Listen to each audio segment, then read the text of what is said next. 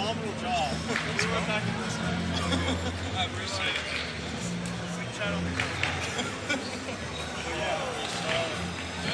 I know. I'm excited to see you pitch, bro.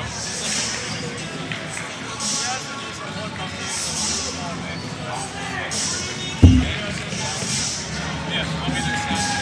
I can't make it for you. I hope it's something. Yeah, thank you.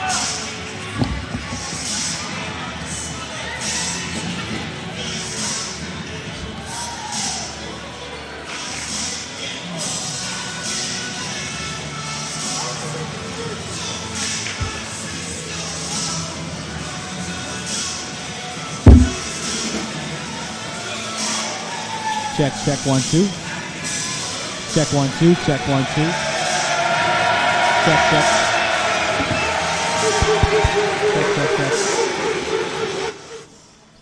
Check. Check.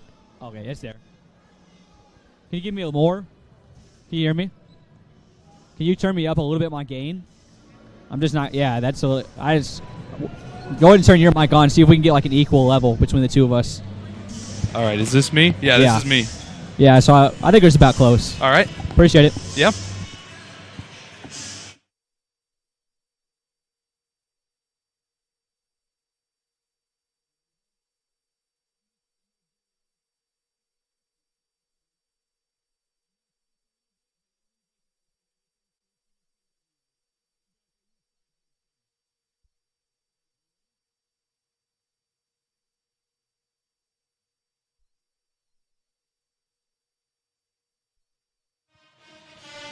We started with 15 teams at the beginning of the regular season. Then we cut it down to 8 for conference tournament. And here we are, only 2 remain. It's the Benedictine Ravens, the 2 seed in this tournament, coming off of 2 huge wins versus Missouri Baptist and Grandview against your number 10 in the nation, MNU Pioneers, on a 16-game winning streak, looking to win conference for the first time since 2016. We welcome you on a dreary night outside in Olathe, Kansas. It is absolutely beautiful in here. It's packed out, Zion. What are you most excited for about this game?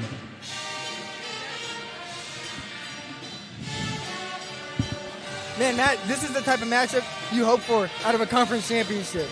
Right now, you can throw records out of the window completely. The thing I'm most excited for is the stars in this game. You have Cameron Green for the Pioneers, and you have Riley Bruggeman for the Benedictine Ravens. Both teams know each other really well, and it's going to be really interesting to see the intensity and the competitive drive that both teams have going after this game. Absolutely, Zion. Should be very interesting to see how both teams' stars play. In total, we have 8 players in this game that were named to an all-conference team, 4 on each side. It's going to be incredible. We'll send it down to our sideline reporter, Mr. Noah Frankie. How we doing, Noah? Oh, it's great to be with you guys tonight, man. It's an exciting game. We talked about 2 teams that had faced each other just a week ago, and it was a little lopsided. I don't know if we'll see that one tonight. This one's going to be an absolute brawl between both teams. Both teams already automatically qualified for the national tournament, but fighting for positioning in the tournament. So There's so much to watch for between the stars, the bench, the student sections. The energy is crazy. It's going to be a great night. Man, it is crazy indeed. You can see the red of Benedictine and the blue of our student section blew out tonight, trying to get these girls a little bit of extra love, making it 17 wins in a row, and hopefully, like Noah said, improving their position in the seedings when it comes time for nationals. All right, well, welcome to the Heart of America Athletic Conference Basketball Conference Championship presented by 516 Sports Capital. Today's championship coverage is powered by the Urban Edge Network, the official broadcast partner of the Heart of America Athletic Conference. We are so proud to celebrate the student athletes, coaches, and programs who embody the Heart's values of character, competition, and class, playing the right way to play. Today's contest features the Benedictine Ravens and your MNU Pioneers battling for the title of Heart of America Tournament Champion and the chance to make their mark in Heart history. This is the Heart of America Championship coverage live on Urban Edge Network, where tradition meets excellence. And with that, we'll get you set, send it down to the PA announcer, get you all set for this one. Again, MNU trying to win their first conference championship in 10 years when they made their national championship run. Benedictine trying to go back to back after beating MNU 65-51 right here exactly a year ago, Zion. MNU looking for a little bit of revenge. Yeah, for sure. I mean, it's going to be extremely competitive. It's going to be, like Noah said, it's going to be a brawl tonight. Last time these teams played, it was kind of a little bit of a blowout. And you kind of got to think that Benedictine takes that personally and that they're going to want to rebound and win conference back-to-back years and have that chip on their shoulder. You're absolutely right, Zion. Let's send it down to our PA announcer. Give you the starting lineups, national anthem, and opening invocation. Don't want to miss it. We'll be back in a couple minutes.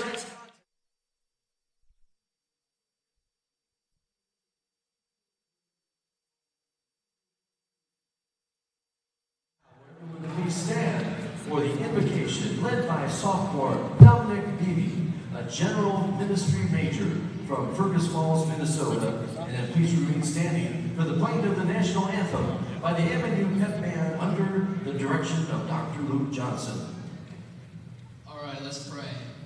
Dear God, thank you so much for this wonderful opportunity for both teams. I'm just praying that you'll be with both teams as we're pouring all of it out, putting in all their energy, all their effort, and through it all, God, I'm praying that you will be with us, whether we're cheering loud or getting crazy after a great play. But through it all, God, praying that we can reflect you in all that we do, whether it's super fun or getting after one another. But we love you, and you're amazing. In your name we pray. Amen.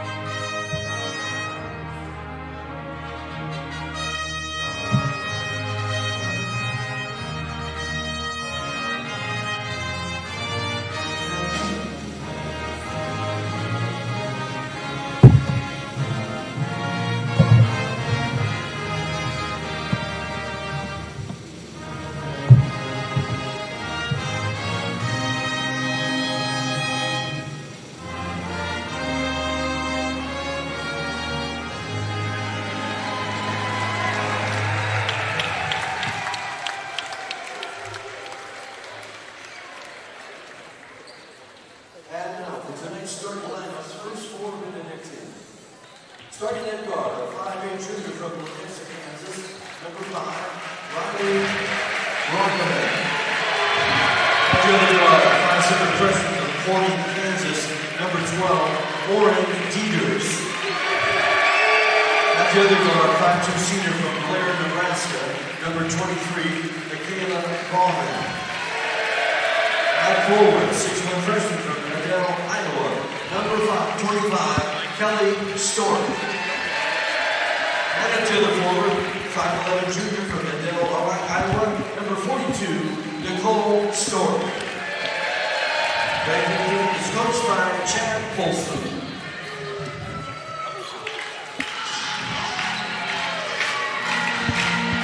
And now, ladies and gentlemen, introducing your Lady Pioneers. Starting at guard, a 5'8" junior from Samantha, Kansas, number 10, at the other guard, 5'7" sophomore from Cedar Springs, Michigan, number 21, Grace Carlson. At forward, 6'1" sophomore from Hillsborough, Kansas, number 2, Sadie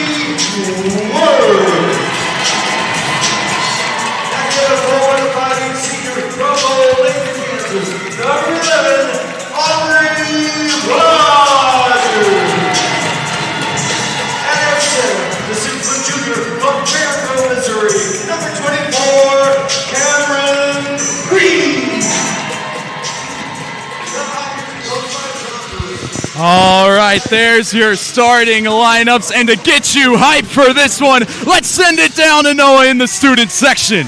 Yeah, I'm here in the student section right now. It's getting crazy already for this game. The crowd is stoked. The energy is crazy. The game's ready to go right for the tip. Let me hear your predictions real quick. All right, I got the Pioneers in this one, making it 17 in a row, but it's going to be a really tight game, battle all the way to the finish. Yeah, Matt, I'd have to agree with you. I think it's going to be a pretty close one. I think it's going to be similar to the first time that they played. The score in that game was 80-77. I'm going to guess 74-79 Pioneers. Very close indeed. Same starting lineups for both schools that we saw 2 weeks ago when they faced off. The tip is underway. Let's crown a conference champion.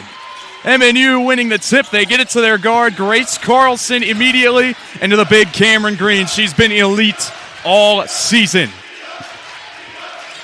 Green with the ball here. Now inside to Zaylee Worth, the other first-team all-conference player. That left-handed spin is in! Man, that's what you love to see at the start of a conference championship game for the Pioneers. What a start. How about Zaylee Worth doing the Cameron Green signature move, the spin move, then up with the left hand. And listen to this MNU student section getting loud on defense. Benedictine tries to silence them with the 3, and Cameron Green with a one-handed rebound. Yeah, Matt, that's going to be huge in this game. The rebound battle. Last time these teams played, it was 37-23 in Benedictine's favor. If the Pioneers want to come out with the W, they need to get a lot of boards. How about Cameron Green? Spin move, no good. Carlson crashing hard. Lost it, and Riley Bruggeman ends up with it. Ravens pushing the floor quickly. They find the open lady. Gets to the elbow and now stopped, and they get it back to Bruggeman. Bruggeman is their first team all-conference forward, and now they get it inside to Stork, and it's blocked by Green. Carlson tried to save it. It'll be Raven basketball, though. Man, how about Cameron Green? Absolute defensive menace. Last time that they played, she had 5 blocks and 6 steals. Wow. Would love to see a similar performance tonight here in the Cook Center. Bruggeman matched up with Carlson. Calls out a play, only 6 seconds to shoot. Gets the screen from Stork. And a foul is called on MNU.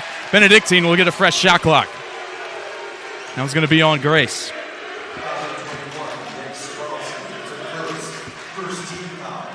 Yeah, just trying to run through the screen right there. Really big hustle play.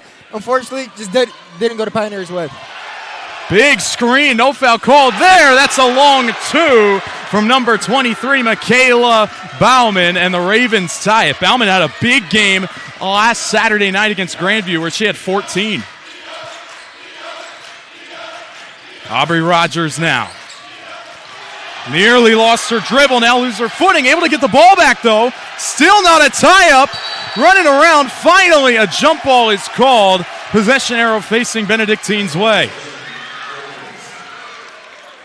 Fought off a flock of Ravens there for about 7 seconds. Unfortunately, couldn't get out of the way in the end. And it's Raven basketball.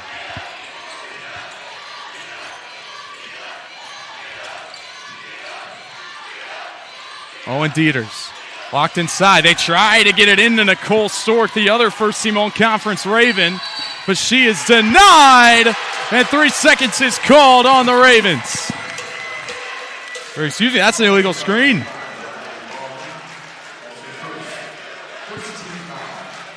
And both student sections battling it out with the chance early. Yeah, Matt. Both football teams from both schools are here right now. Come on. You're going to expect a lot of chirping tonight. Green up top, gets it to Luker. Driving hard, going up. No good. Rebounded by Kelly Stork. The Stork sisters on the Ravens have been a menace to opposing teams all season long as Green hauls in that rebound. Nicole, a first-team all-conference player, number 42, and Kelly Stork, number 25, won herself second-team all-conference. And a takeaway from Bruggeman. Pacing the floor, passes it forward to Dieters, and Rogers got all ball. A clean block from Aubrey Rogers. Clutch play from Aubrey Rogers. In a 2-on-1 situation. Wow. Running down the lane, able to get the block, handle that beautifully. That's really tough to do, but she holds her ground beautifully. Now they have it inside. This is Kelly Stork. Kick out to Riley. Midi. No good. I think Rogers got a piece of that one too. Inside to Green. And it's blocked. Green able to get her own miss though. Still working on the inside. What a spin move. No good. Rebound by Benedictine. And man, both of these defenders are playing phenomenally to start this game. A wide open three from Nicole Stork. Rims out. Rebounded by Zaley. Zaley had 9 offensive rebounds last Saturday against Culver Stockton. Man, we'd love to see that here. Rogers with a 3. No good. Another board from Aubrey Rogers right there. Foot was out of bounds though. It'll be Raven basketball. We see our first subs here. Grayson Gentile, the star freshman for the Pioneers, has made such a big impact on the floor this season. For sure, especially in the non-Cameron Green minutes. She's been huge for the Pioneers this season. We find Riley Bruggeman once again. They give it to number 4, who tries a 3. That's no good. Rebounded by Cam Green. Addie Gross, number 4 for the Ravens, is a very good three-point shooter. Couldn't find the bottom of the net on that one, though. Green once again. One-on-one with Nicole. Backing her down, going up, but can't get it to go. Benedictine, without the numbers advantage, goes up strong. Oh, what a shot from Owen Dieters. What a play from Owen Dieters. Able to get the spin move and then in the lay as well. Pretty impressive right there. Cam finds Lukert on the baseline. Back out to Green. Directing traffic. Now Aubrey has it. 8 seconds to shoot. Dieters playing tight on defense. Extra swing pass. Carlson from the wing. No good, but she's fouled. And we'll get 3 free throws. Man, how about the ball movement right there? Yeah. Aubrey Rogers kicking it out to the corner. And then from the corner to Grace Carlson, able to get the shot up. They didn't get it to go, but she's going to head to the line for 3. First of 3 from Grace Carlson. Able to connect. And man, this is the first time all year that the Pioneers have had to hear noise from the opposing crowd here in the Cook Center. Ravens historically making the trip from Atchison to watch this game. They have shown out here tonight. 2 weeks ago, they were silenced. We did not hear them a lot. Have a feeling that could be different tonight.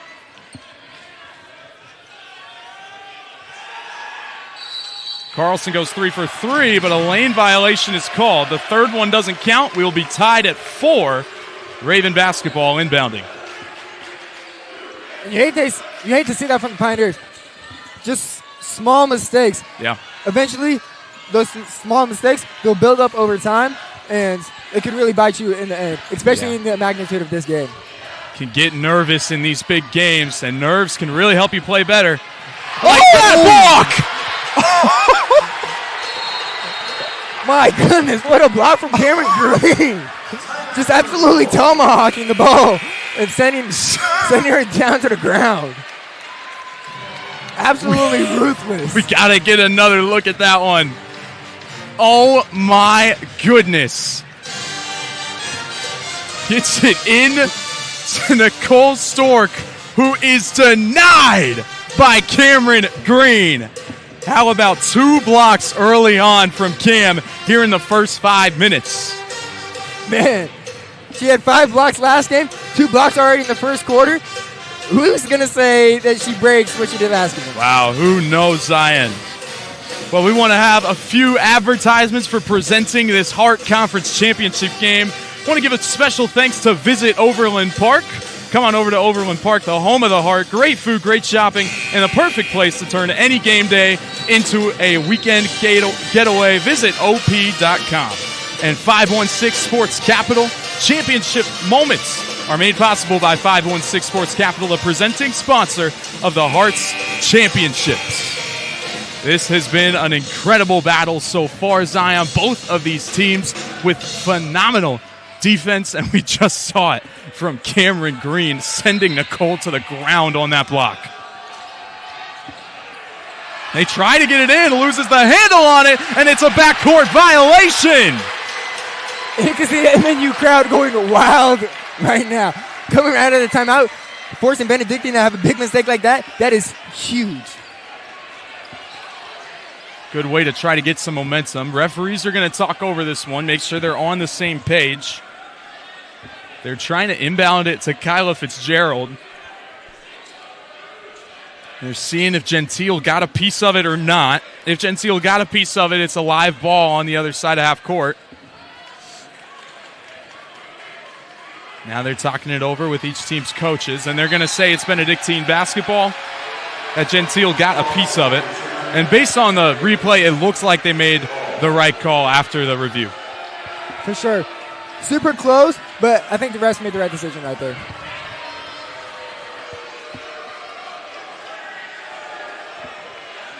And you can see head coach John Lewis, the Hart Coach of the Year now for back-to-back seasons, not too happy with this early call. But Benedictine, only 5 seconds to shoot. Have to get something up quick. Trying to create a screen. Dieters has to put it up. No good. Rebounded by Mary Lukert.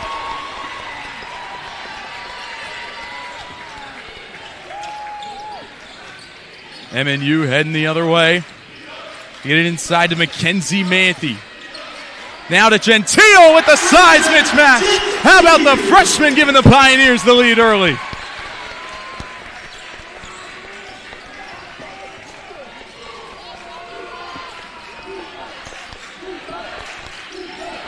Dieters, step back three. Rebound, Zaylee Worth. Pioneers pushing the floor. They've got numbers. Zaylee Worth, hard to the basket. She's fouled.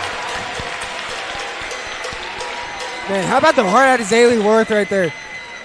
Just able to be fearless, go right down in the paint, and get up a shot. Yeah, excellent effort coast to coast for number 2, and she's earned herself 2 free throws as a reward. And that's something we've seen out of her the entire season. I mean, amazing basketball player. First team all-conference, and then also first team all-defense as well. Yeah, an absolutely incredible accomplishment for Zaylee Worth. With 48 steals and 43 blocks on the season. She makes both free throws. The lead grows to 4. And this defensive match continues.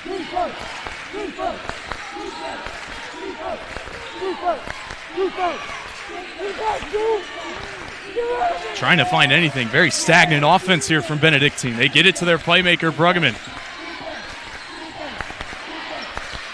They find Bruggeman off the screen. Doesn't take the shot. Now 6 seconds to shoot. Calls for the ball screen. Gets the mismatch, and a foul is called against MNU. That one's going to be on Manthe.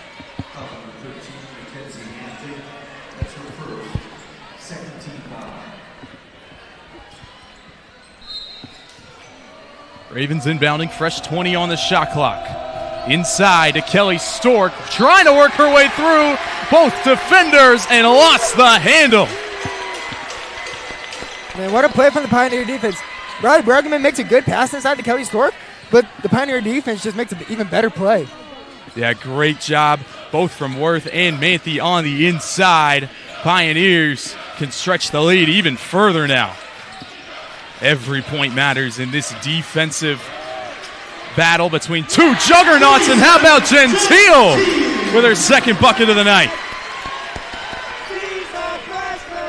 So far, she's been dominating the paint so far. That's something you love to see out of the freshman.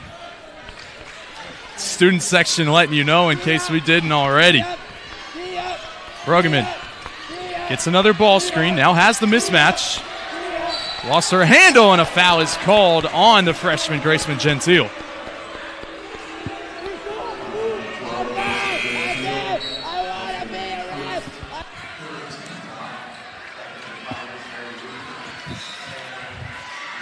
Making a couple of substitutions now. Bruggerman comes out of the game for the first time for the Ravens, and simultaneously Cam Green is back in for the MNU.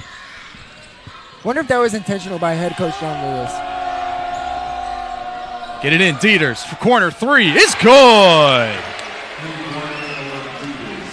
Owen Dieters makes it a one-possession game after the corner three. First three-pointer of the night.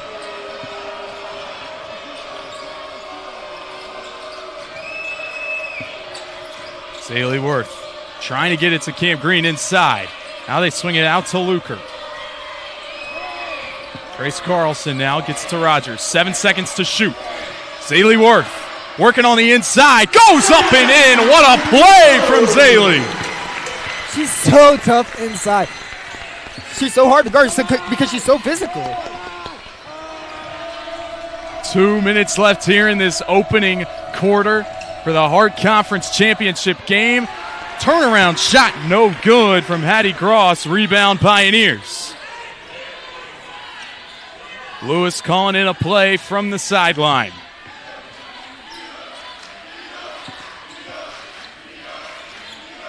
Zaley getting the screen from Cameron Green. Oh, nice Hezzy. Inside, layup won't go. Now fighting for her own miss, couldn't get it.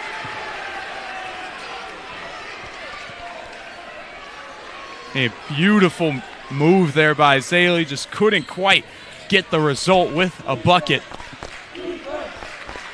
Now focusing up, playing defense on this end of the floor. They find Gross. To Kelly Storks, passes to her sister Nicole. Nicole under the basket, nowhere to go. Back out to Kelly, the three, got none of it. You can hear the Pioneer student section letting them know that it was an air ball. I mean, yeah, made it obvious. Kelly Stork definitely not known for her three-point shooting ability. Kind of forced up a shot there. Now MNU with a chance to capitalize.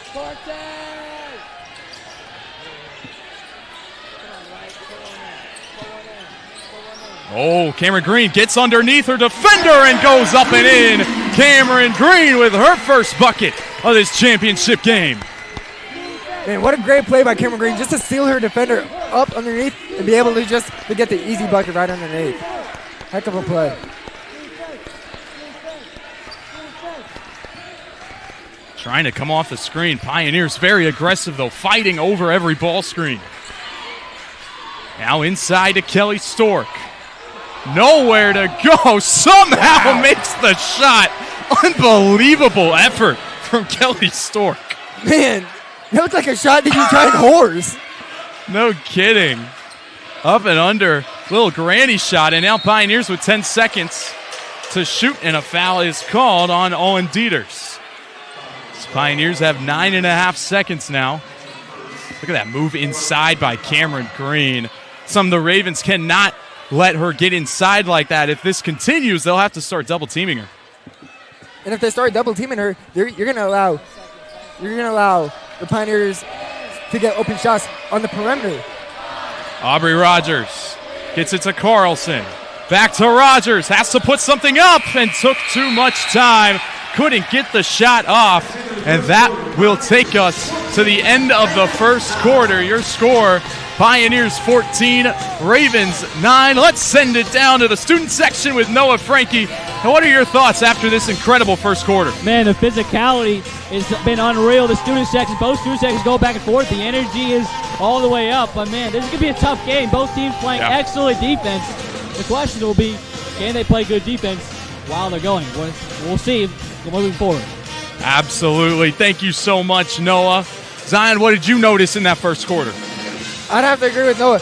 The defenses have been absolutely amazing tonight. I mean, both teams clamping down other star players. You're seeing Riley Bregman not get a lot of open shots. And likewise with Cameron Green. Meanwhile, she just got that bucket right there. For the most part, she's been contained for the most part. Good game plans from head coach John Lewis and from head coach Chad Folsom as well.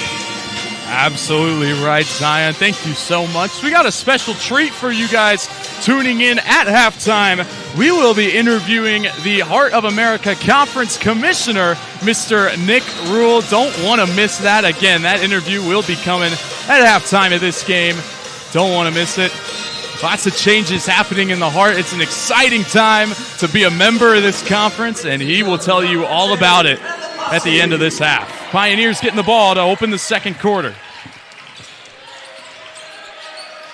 Find Lukert, wide open from the wing. No good. Gentile with the rebound. Back to Lukert. She tries again and hits. Man, what a great second effort from Grayson Gentile to grab that rebound and just kick it right out to Mary Lukert.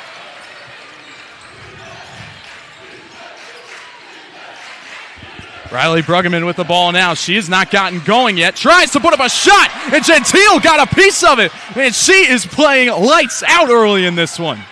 Man, she knows the stakes of this game, and she's not letting down her team at all. She has come to play. She's got the ball here, gives it up to Aubrey Rogers. They swing it back to Lukert.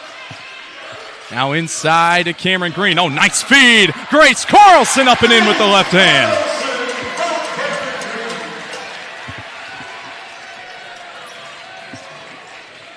It's been everybody getting baskets for the Pioneers. They have so many different scorers here. 5 different scorers here to start this game.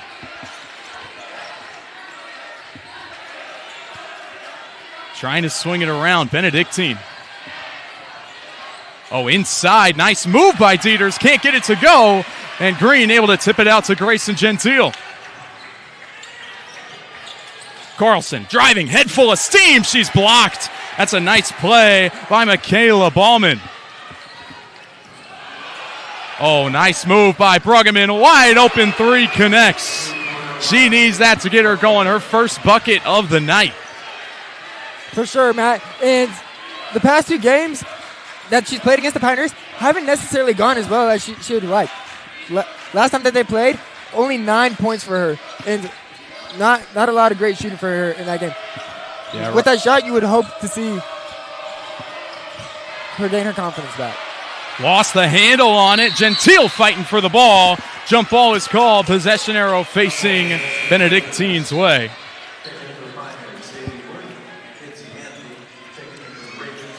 It's a great job with the help defense. Cameron Green had no idea the second defender was charging in.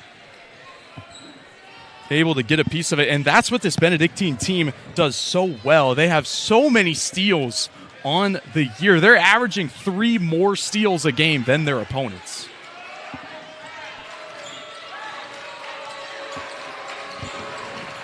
Benedictine trying to make back-to-back buckets. Fires. No good. Rebounded by Worth. Nice, strong rebound. Yeah, Matt, I don't know if you're going to get a rebound over Zaylee Worth. She is so good at getting boards. Now Manthe on the inside. Spin move. Rims out. Worth fighting for it, but Riley Bruggeman ends up with it.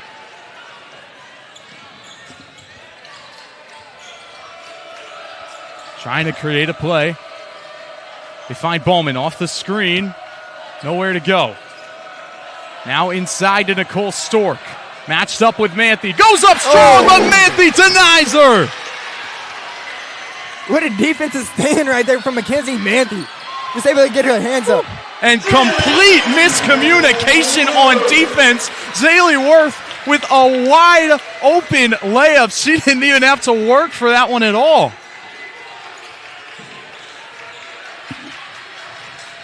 Now Bowman driving inside, tries to get it. Lukert ends up with it. Another turnover for the Pioneers. Great pass to Manthe. Up and in. Timeout Benedictine. Man, the momentum is really starting to turn the tide towards the Pioneer direction. Timeout right here from Chad Folsom, and it is warranted. Benedictine starting to look a little bit lost here in the second quarter. MNU at this point in the game 2 weeks ago, we started to see them pull forward, and Benedictine never got back. How can they change the course of this game tonight? How are they going to do it? They're going to have to find ways to get their star players going. Owen Dieters has been the one that has been making plays for them early with 5 points immediately, but she's going to need some help, especially from their first team stars, Riley Bruggeman and Nicole Stork. For sure.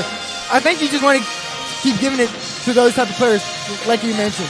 You want to, if you're a head coach like Folsom, you want to draw a place for them. Make sure that you have confidence in them and say, I believe in you. We're going to go out here. We're going to play our game. We're not going to worry about what the score is. Yeah. Got a couple more sponsors here tonight. The Olathe Convention and Visitors Bureau are proud hosts of Hart Conference meetings and a preferred partner for Hart Championships. Discover Olathe, where champions meet. Well, right here in Olathe, literally, we will be crowning a champion at the end of tonight's contest. MNU trying to win conference champions for the first time since 2016, while Benedictine is trying to go back-to-back. Worth diving for the ball, ends up with it. What a play. Now they pass it forward to Aubrey Rogers. Stops on a dime. Carlson's three. No good. Manthe fighting for the rebound. And a jump ball is called. Possession arrow facing MNU's direction. Man, what a great collection of heart and effort right there. It all starts right here with the steal from Zaylee Worth. That is not how the Ravens wanted their first offensive possession to go after the timeout.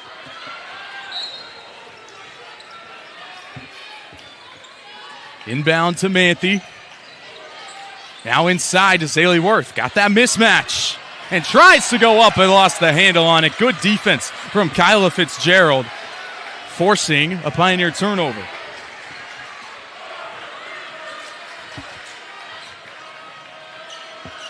Inbound to Bruggeman in the student section, getting loud once again. All of momentum in favor of the MNU Pioneers. Can the Ravens turn the tide? Not on this possession. Gentile comes away with a steal. And Manthe able to chase down the loose ball.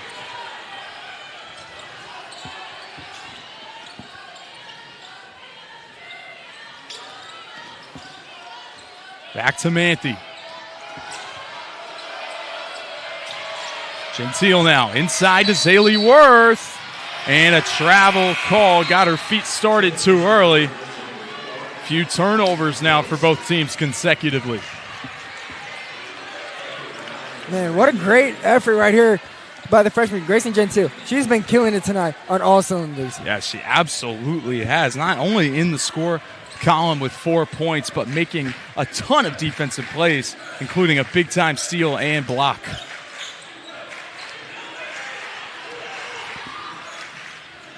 Running the floor, finds Fitzgerald. Her three is no good. A rebound by Grace Carlson. Great defensive communication right there from Aubrey Rogers, telling Mary Luker to go out and get the shooter while she goes out and goes to the corner to pick up her woman.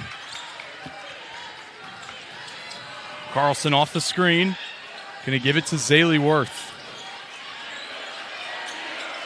Now Cameron Green inside. Pass to Zaylee Worth.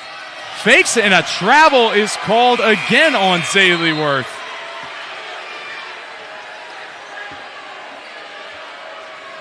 And right now, if you're Zaylee Worth, you need to take a deep breath and say, it's all right. We're going to recollect. We're all good. Next play. Yep.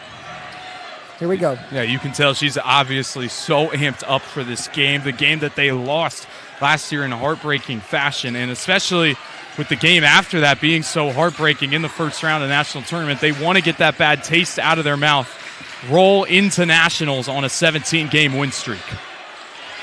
She fights for the ball here, and a foul is called. And Zaylee can't believe it, and quite honestly, neither can I. Man. How did she not get all ball right there? That is mind-blowing to me as well, Matt. Benedictine here on the inside. Nice move by Dieters. Trying to set her feet. Couldn't do it. Rebound by Cameron Green. And a foul is called against Benedictine now. Lots of whistles here in these past minute.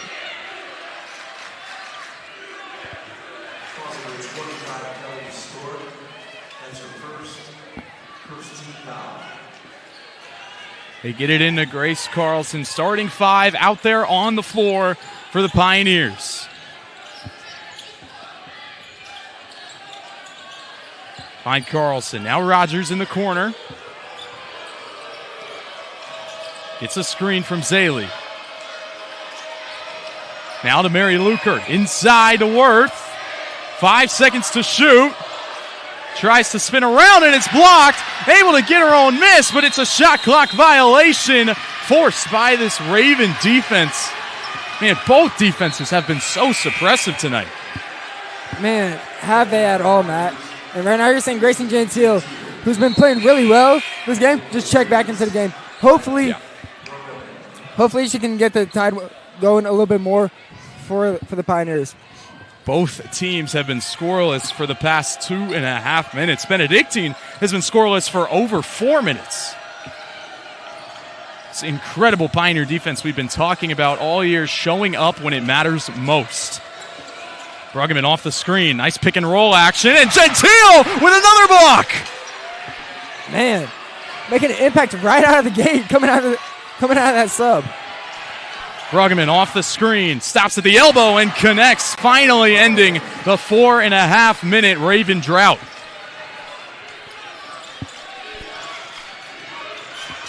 Now the Raven student section feeling a little bit of momentum now after that bucket. Starting to get loud, but Lukert's on the inside, and Bruggeman takes it away. Puts up another mid-range shot. No good. Rebound by Gentile. 30-second timeout. And John Lewis will take a timeout following that play. Incredible stuff from the Pioneer defense, as always, Zion. For sure. And right now, I think this timeout from John Lewis, he's just saying, we're all good. Just give him a little bit of a breather. I mean, they held the Benedictine offense on a big hold. Yeah. Another quick sponsor here. We want to give a special shout out to Win One Technologies, creators of the Winning with Win One series, celebrating regular season champions and proud technology partner of the Hart Conference. And speaking of that Hart Conference, at halftime, we'll be meeting with the commish, Mr. Nick Rule. Don't want to miss that at all. Man, that's going to be exciting, Matt. Yeah. Decided to poke his brain a little bit. So many great things happening in the conference, including this incredible championship right here. For sure. Trap comes, but Rogers able to pass out of it. And now that pass is tipped. Benedictine forces another turnover. Fitzgerald now trying to work inside. High off the glass. No good. Rebound by Cam. Grace Carlson will slow things down. Back to Cameron Green. That one tipped out. Still be Pioneer basketball.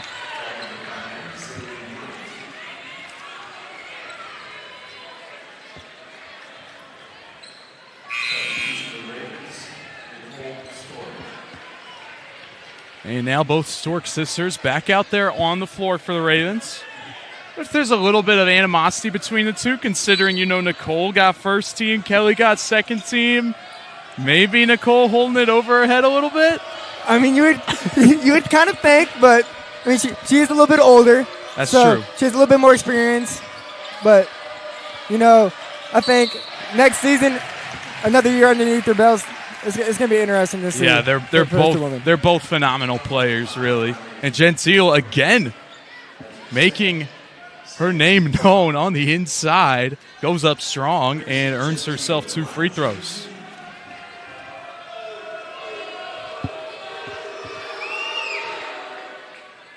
First one just a bit strong.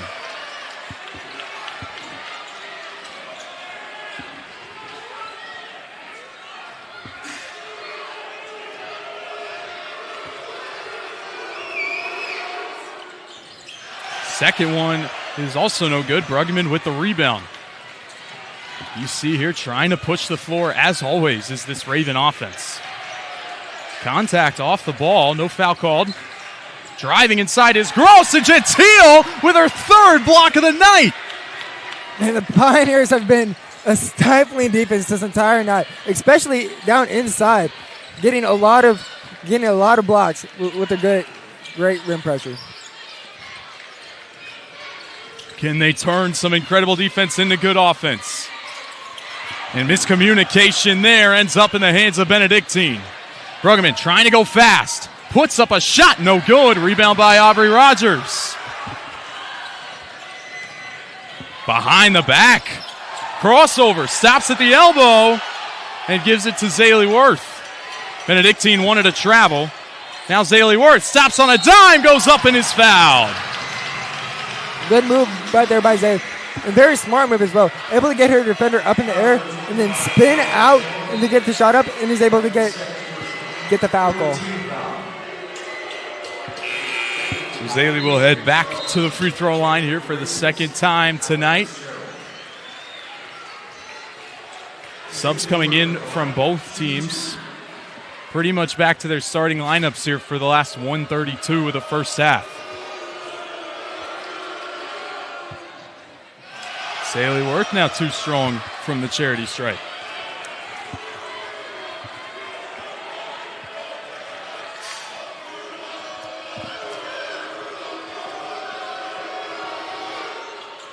Drills the second one, though. It's a 10-point lead for the Pioneers.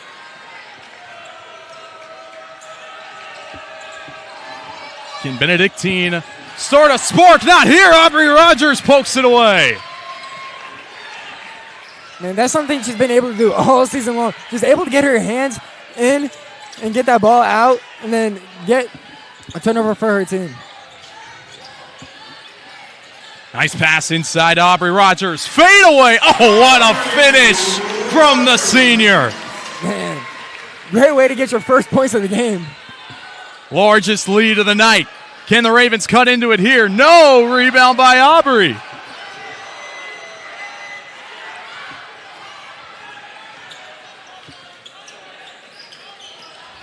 Lots of ball movement here. Find Grace Carlson. Driving inside, up and in, off the back of the iron.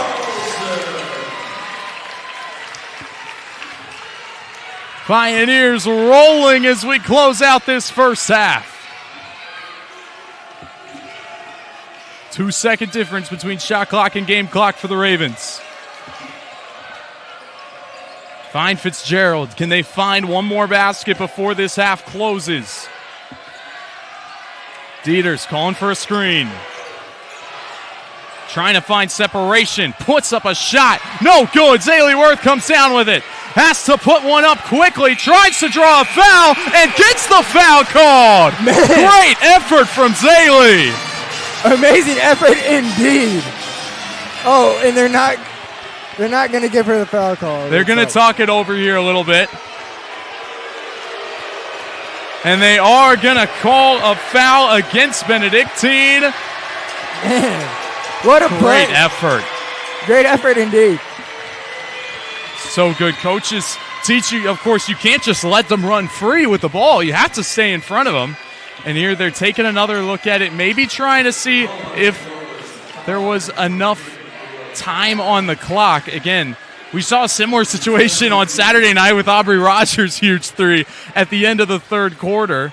Let's see if we can find a good camera angle here that gets the clock and Zaylee in the same frame. Man, if the Pioneers are able to get this could be huge. This could be a huge three-point swing and propel them up 17 points. I mean, when the Ravens only have 14 points, a 17-point swing could be absolutely massive. Yeah, and I think she got it off in time here. Again, this view you're looking at is exactly what the officials are looking at.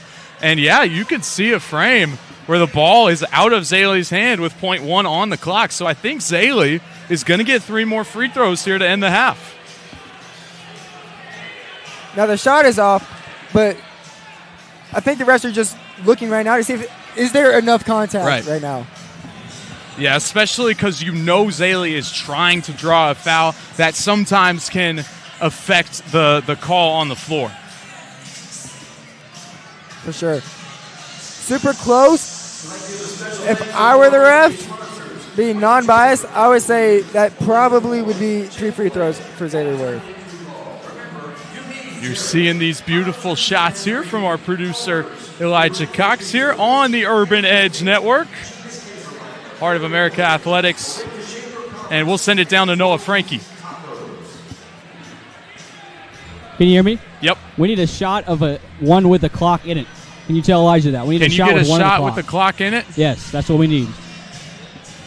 I'll communicate between us and the ref. Thank you. Appreciate it. Thank you, Noah. Can interrupt my ad read anytime. We'll get back to it really quick so Urban Edge Network doesn't get mad at me.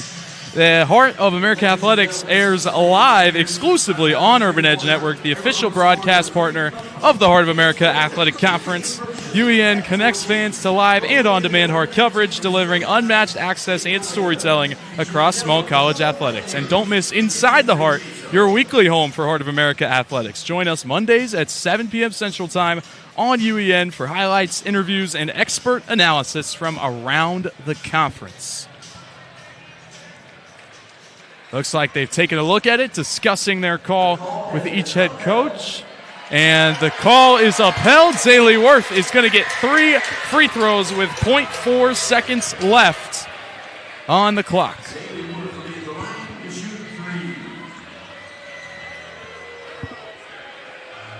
Really huge for the Pioneers here. And a pretty good free throw shooter with Zaylee Worth, all things considered. Shooting 75% from the line this year. Hopefully able to knock these 3 free throws down and propel the Pioneers out 17. First one misses front iron. Looks like we gave her the old announcer jinx. That's on us, Zaylee. I'm sorry. Yikes. Oh. You're really making us look bad. Come on now.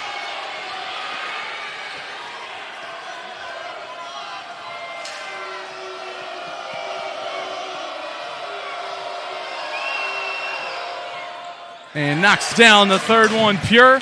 29-14. Benedictine without enough time to get off a shot. We have hit halftime here in your Heart of America Conference Championship. Your number 10 in the nation, MNU Pioneers, are up 29-14 on the Benedictine Ravens. Well, coming up here in just a few minutes, we'll have our exclusive interview with the Heart of America Conference Commissioner, Mr. Nick Rule, as well as some first-time stats highlights. Don't want to go anywhere. We will be right back in just a few minutes.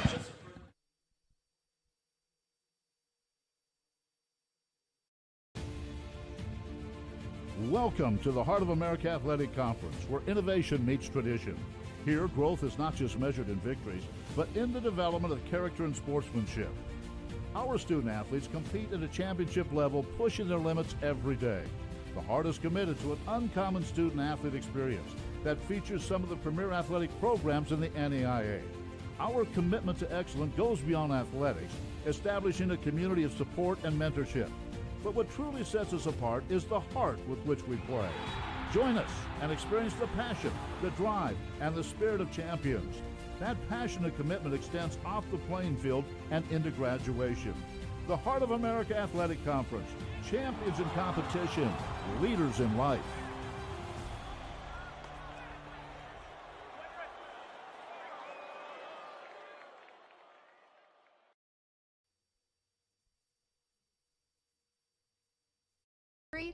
You need Jerry. You said in Jerry law? Injury law. In Jerry law. Injury? You need Jerry. In Jerry law.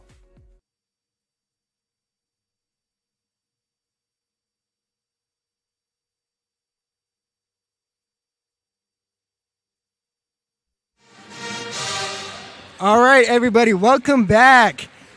I'm Zion Thurston. I'm here with Commissioner Nick Rule. How you doing, Nick? I'm doing great. What a great environment tonight. It feels a little closer than actually the score, but I mean, anytime you get Benedictine and Mid-American Nazarene in a game, I mean, you're going to have a great crowd, you're going to have great energy, and it's a championship game, so let's go, baby. It's a great day. Oh, for sure. Great game indeed. You ready for these questions? Let's do it. Yeah, anything you want to ask. Awesome. There's been a lot of momentum around the Heart recently. from your perspective, what are some of the biggest areas of growth happening across the conference right now? Yeah, we're just very blessed to have very strong membership. And I think some of the things, and I know we'll talk about our 16th member here in a second, but some of the things that we're really excited about is that we've had a 300% increase in partnerships. I mean, people want to be associated with the Heart of America brand. So that's 300% increase in revenue and new partners coming in. We have the first media rights deal that's a non-HBCU small college athletics media rights deal, us in the southern states. And so, when we came in, we wanted to reimagine and rethink about, like, what's small college athletics all about.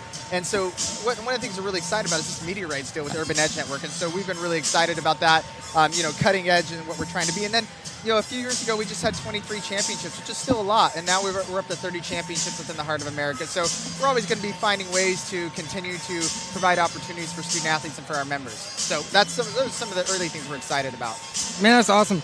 I love what you guys have done, providing those opportunities for student athletes, especially for people like me, for Matt, Elijah, everyone participating in this game tonight. What is one of the major announcements recently with the addition of St. Ambrose? Yeah. St. Ambrose, we've had a growth plan to get to 16 for a few years. And, last year we added Missouri Baptist and William Woods. And so this is the first year they've been in. So we got to 15, and we knew that we needed to get to 16 members. And there was a few things that were in consideration on that. Number one, a geography standpoint. We have 8 teams in the South. We needed 8 teams in the North. And so St. Ambrose really fit that. We wanted someone who was going to really fit our values of who we are as a conference. And St. Ambrose really fit that as well. Wanted someone who was going to take, athletic administration and being part of an athletic conference serious, and they were a part of that. They really understood that. And the Heart, we're in a really unique place to where we have a lot of people kicking the tires. Everyone knew that we needed a 16th member. We wanted one. And we had a lot of people kicking the tires and like, okay, what is it going to take to be a part of the Heart? So we were able to be very selective, and we're very blessed to be able to. Not everyone's in a situation where they can be blessed to be selective. And so St. Ambrose just hit a lot of those parameters, and so we're excited to bring them in next year. And keep in mind, like, a process like this usually takes 6 to 12 months. They submitted their application. They expressed interest in December, submitted on January 15th. We had the on-site visit early February and had a decision from our council presidents on February 15th. So we basically put a 6-month to a year process into 40 days. And so we were able to do that. They were able to do that. And they're just going to be a great fit for the conference going forward. Was that stressful at all, getting it all done in 40 days? You know what? When you work in college athletics, you can't be shy of hard work. And we're not shy of hard work. It was hard work, but we have great membership. And we were able to get it done because we have a team of people across the conference that are bought in and all in the direction we're going. For sure. Hard work indeed. The Heart of America Conference is one of the best conferences in the entire NAI. The SEC of the NAI, if you might. What do you believe sets us apart, the Heart of America, from the rest of the NAI? It's funny. So the national selection for women's basketball is in Kansas City tomorrow, and so you have all the selection committee members flying in today from across the country. And actually there are 4 here tonight. And as I was talking with them, they made the kind of fun, tongue-in-cheek joke that the Heart of America is the SEC of the NAIA. But those 4 individuals are from different conferences. And all joking aside, like, people view us that way in the NAIA and in small college athletics. And so, our goal is that we want to be cutting-edge, premier, the best conference within not just the NAIA, but small college athletics. And, the reason why I believe that we're so successful is that we've got great membership. We're unapologetically administrator-owned run league. Our coaches have a say in the process. They are a very valued voice in the process. But at the end of the day, it's our ADs and presidents that make key decisions for the conference. And I think that's really unique because presidents and ADs are in the big picture. Coaches are going to help really make sure that we're doing the right thing for the sport. But when it comes to leadership, at the end of the day, people have to lead, and our administrators lead in the conference. I think that sets us apart. A very engaged government structure, but we have an investment right now. We're very blessed for a COP. They're investing in us as a conference. They're investing in our resources. We're able to provide more and more for our membership and for our student athletes because they are committed to our vision that we believe that we can be the best in small college athletics. And so, and then at the end of the day, our teams go to nationals and they win. For example, 5 out of the last 8 national champions in men's soccer alone have come from the Heart of America. So we're going to be successful, and we've proven that, and we do it in a lot of different ways. But at the end of the day, we want to run the best conference in the country. For sure. A lot of postseason success for the Heart. Yeah, that's 100%. That's for sure. when a team the heart gets in, everyone wonders how far they're going to go. Oh, for sure. Yeah.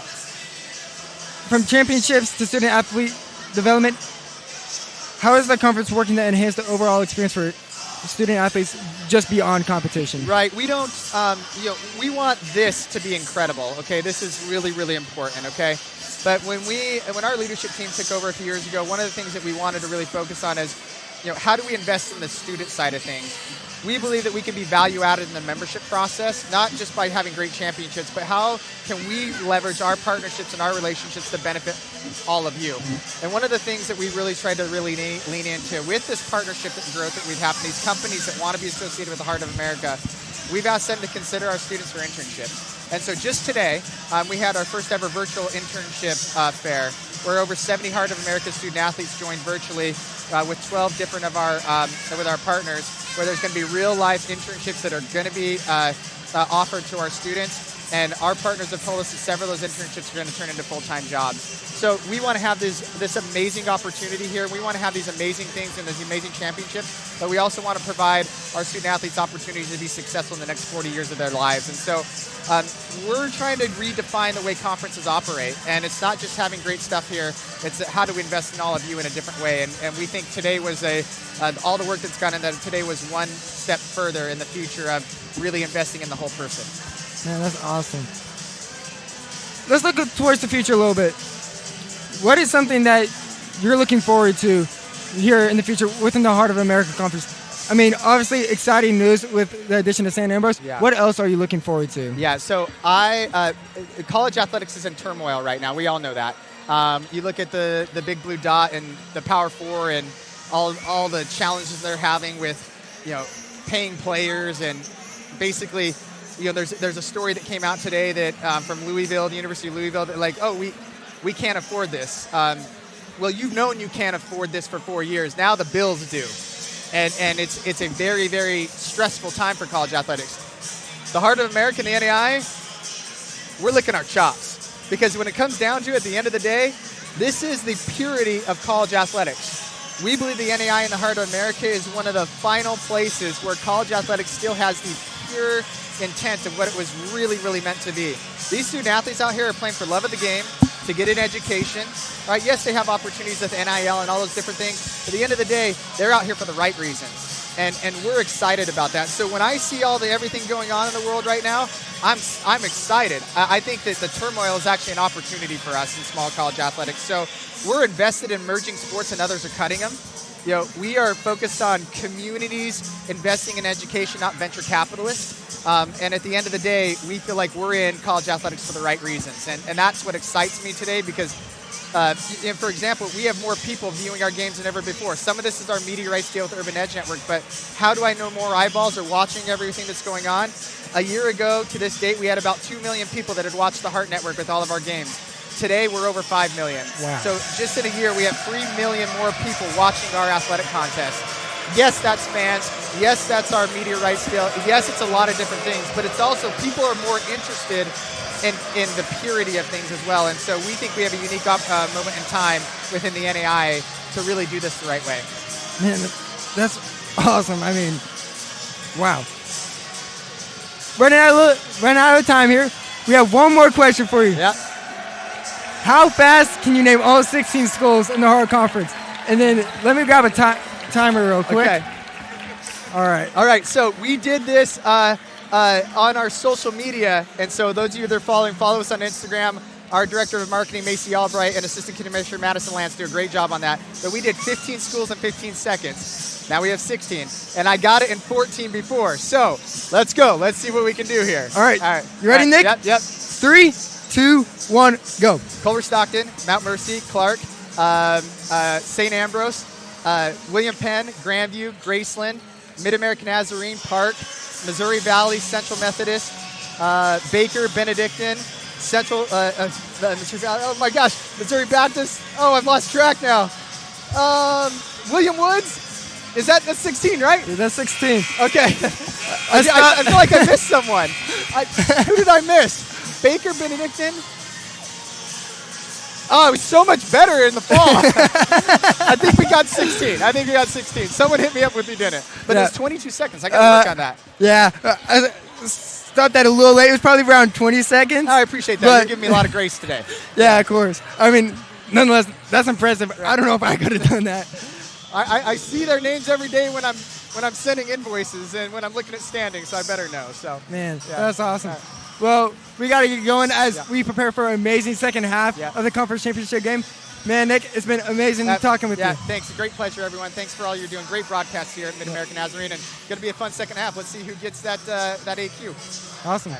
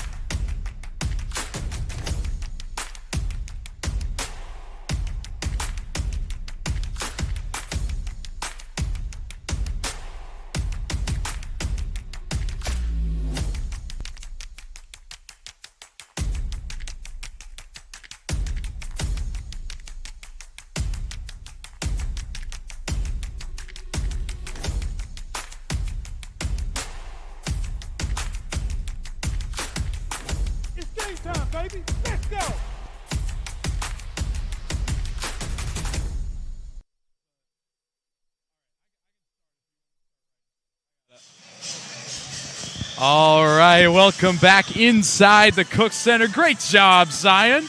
Beautiful interview with our commissioner, Nick Rule.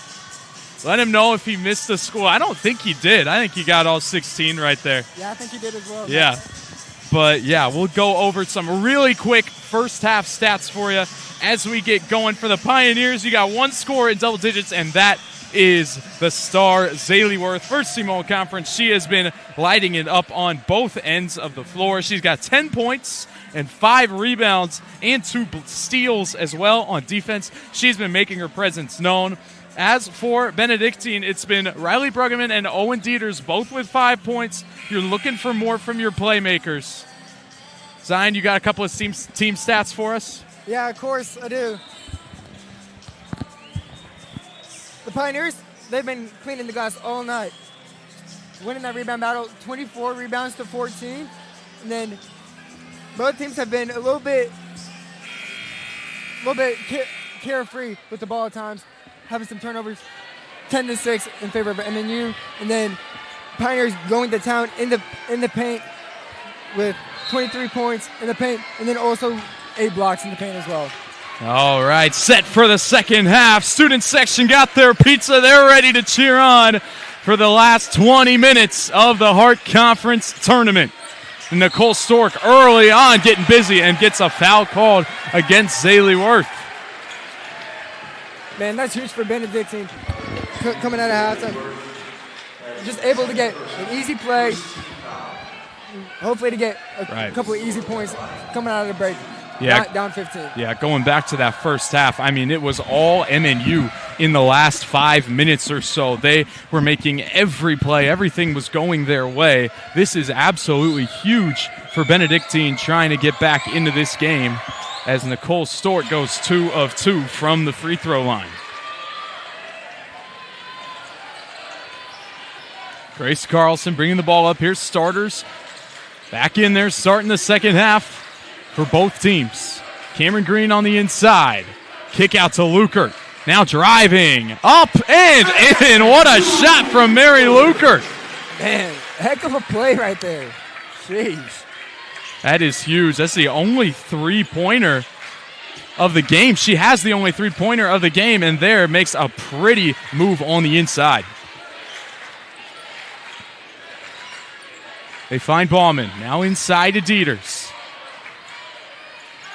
Get it to Riley Bruggeman. Grace Carlson cuts her off, though. Kick out to Ballman for 3 and connects. Michaela Ballman with an impressive shot from the wing. And that's a big one for Benedictine. They're now, after that three-pointer, just 3 of 12 from beyond the arc. Looking to improve in that area in the second half.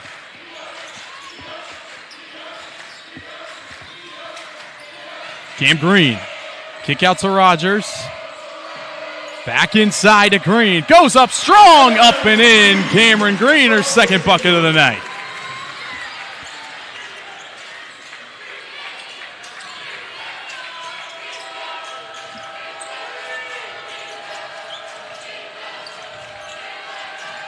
A concert of cheers coming from both sides. And a foul. And no, that's going to be a 5-second violation on Riley Bruggeman. And that's courtesy. Or no, I'm sorry. That's a timeout, Benedictine. Regardless, that's courtesy of amazing defense by Aubrey Rogers right there. Just absolutely howling Riley Bruggeman right there in that corner. Just not allowing her to get a shot off, not allowing her to get a pass off. She's just kind of stuck in no man's land right there. Yeah. It's a beautiful play right there from Aubrey Rogers on defense. Again, this Hart Conference Championship game is presented by Visit Overland Park. Make sure you go to visitop.com to get a look at great food, great shopping, and the perfect place to turn any game day into a weekend getaway. And another proud sponsor, 516 Sports Capital. They provide an elite level of proprietary expertise and personalized solutions in the field of sports investments. Sounds a little bit above my pay grade. Very impressive from 516 Sports Capital. Indeed. Now, coming out of this timeout, what do you think a couple of the keys are for both teams if they're in their seeking of a conference championship? Yeah, absolutely. For Benedictine, it's going to be having to break through this Pioneers defense. And the way that it's just been suppressive like that. Aubrey Rogers forcing it right out of bounds. But what they have to do is they realize that MNU is fighting over every ball screen, so you can counter that on the offense. As for MNU, Benedictine is going under most ball screens. So two different strategies being used. Both can work in different situations. And how about that one ripped away? MNU getting a huge turnover here. Zaley Worth now driving inside. Kick out to Green. Just a bit strong on the mid-range jumper. 3-on-3, fast break. Kick to Dieters. Back to Bruggeman. Shot fake, drives. Lost her footing and took too many steps. And that's something Benedictine can't afford here in the second half. Turnovers. Right now here in this conference championship, every single play matters. Grace Carlson driving hard. Now passes out of the double team. Good help defense from the Ravens, though. Man, both of these teams' defenses were so good. Had a ton of blocks and steals from both sides. Who can break through offensively first? That's a kick ball. So it'll be MNU basketball with a fresh 20 on the shot clock. And here's Grayson Gentile checking back into the game. Man, what an impressive first half from her. You won't see it a ton on the stat sheet with just 4 points up to this point. But, man, it's been consistent shooting. She's 2 of 2 shooting the ball. And it's been 5 rebounds and 3 blocks. Man. That just sounds like a lot of hustle stats to me, Matt. It absolutely does, and what a feed. Gentile to Green on the inside. Add an assist to that total as well. The lead swells now to 16 points. But Kelly Stork able to bring it back down to 14 with that left hook.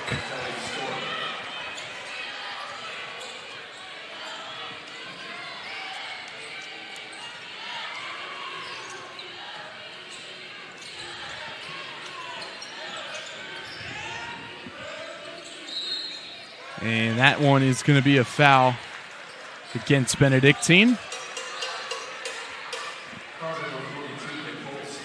They're going to get Nicole Stork with that one, just her second foul. And we have Zaley Worth checking back into the game now. Looks like they're trying to get a little bit of size here, putting Manthe and Gentile both on the floor to take care of the Stork sisters.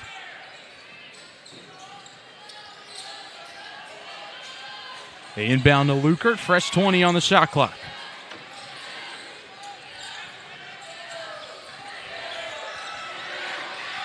Pass to Rogers. Now Benedictine fighting over that screen, and a foul is called. So a different strategy from the first half there, going over the screen, but doesn't quite pay out. Gets the foul called against Dieters.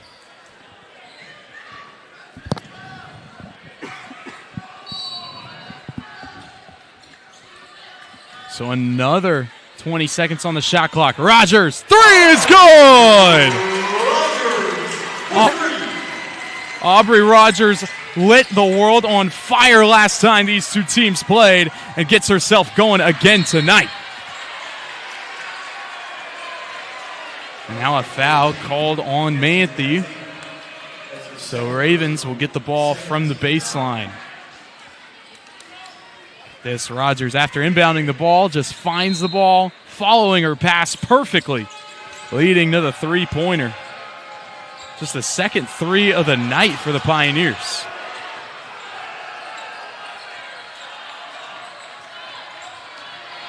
Kelly Stork now gives it to her sister, Nicole. Now out to Dieters. 7 seconds to shoot. Puts up a 3, and a foul is called. Refs are going to talk this one over. Lots of contact on that play between multiple players.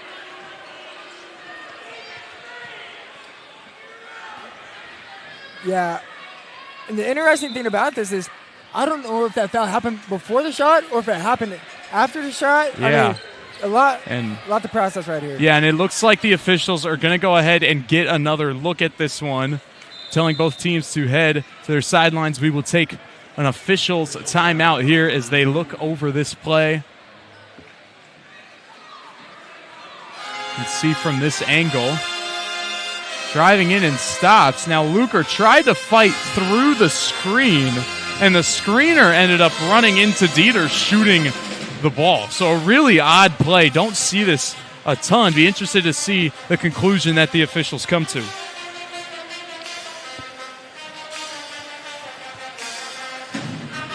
I see it one of two ways. I see that you call a foul right here on Mary Luker trying to go through that screen, or you just call it what it is, and then you have Benedictine have the ball from the side out of bounds. Yeah, really interesting decision here.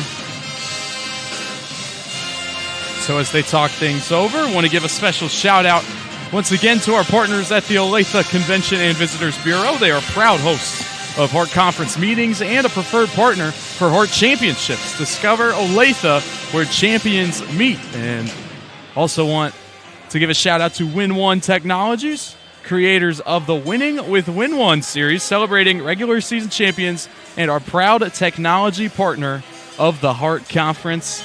Got the national selection meetings coming up soon right here in the Kansas City area, and this game will have a lot to do with who gets the higher seed come nationals. Man, it's going to be really interesting to see what comes out of that meeting. I mean, it's a possibility that the Pioneers could host right here for the national tournament. Absolutely. They've been playing lights out, of course, on that 16-game win streak right now. And it looks like they're going to call an offensive foul on Kelly Stork. So it'll be MNU basketball here coming the other way. Well, I gave you guys two options, and neither one of them came true. It's worth a shot, Zion. Worth a shot. I just need to retire while I'm ahead.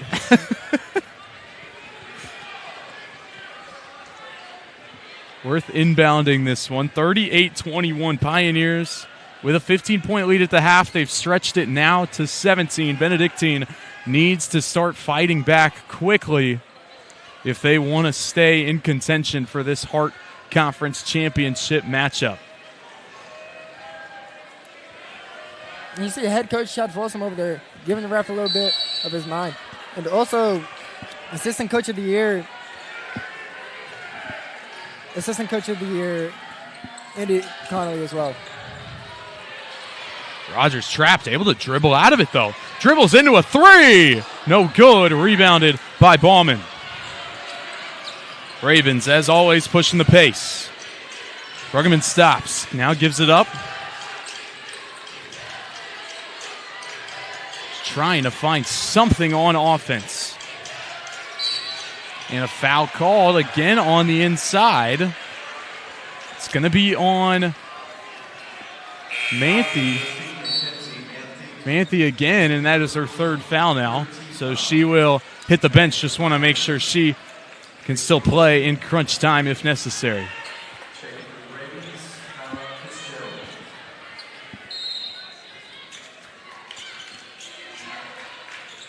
Benedictine inbounds the ball here. Finds Fitzgerald, and what a move inside!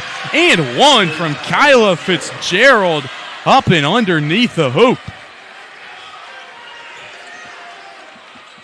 Man, what a bucket. You can see her getting really fired up right here after that play. Yeah. Benedictine needing a spark, and this could absolutely be it. Fitzgerald, though, too strong on the and one free throw. Zaley bringing the ball up the other way.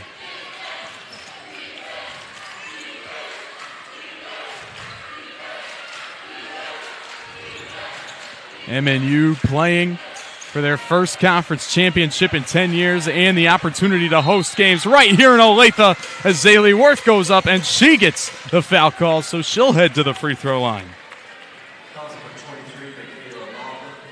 Yeah. Had those 3 free throws before halftime, went 1 of 3. You got to think, she's thinking in her mind, I got to go get those extra 2 back. I got to go get these 2 points for my team.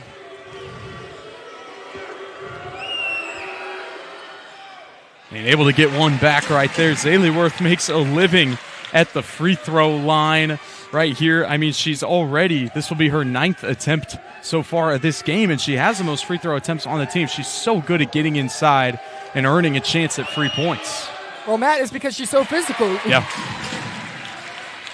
Absolutely right. Drills them both here. Zaley Worth up to 12 now on the night, and the lead is back out to 17.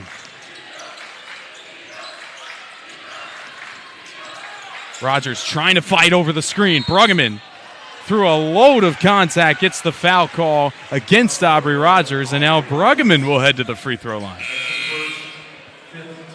And we've seen a lot of whistles tonight, Zion. All of these officials really trying to set the standard for this game, not letting things get carried away here in a game that means so much to both of these teams. For sure. Just always trying to make the right call. Obviously, you want to let them play, but if something's obvious like that, you got to call it. Bruggeman, one of the best free throw shooters on the team, 81%, knocks them both down right there. And Benedictine is in the bonus now for the last 4.5 minutes here in quarter number 3. Finding Grace Carlson. Swing pass to Lukert. Corner 3 will not count. She's out of bounds, and it'll be Raven basketball.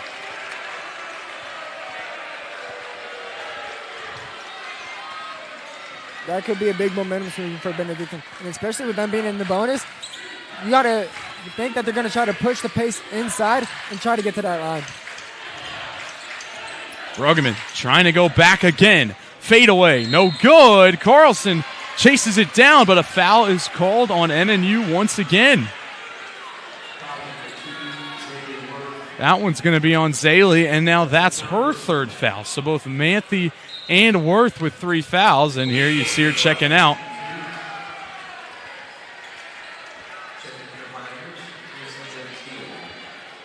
And here comes all reliable from this game, Grayson Gentile. Yeah. She has stepped up. Wasn't a part of the team last year when they made this conference championship game because she was still in high school, but here she is as a freshman making huge impacts on this game for the Pioneers. And if they end up winning this one and winning a conference championship, a big part of that will be because of her efforts. Both free throws drilled. It's now a 13-point game. 4 minutes to go here in the 3rd quarter.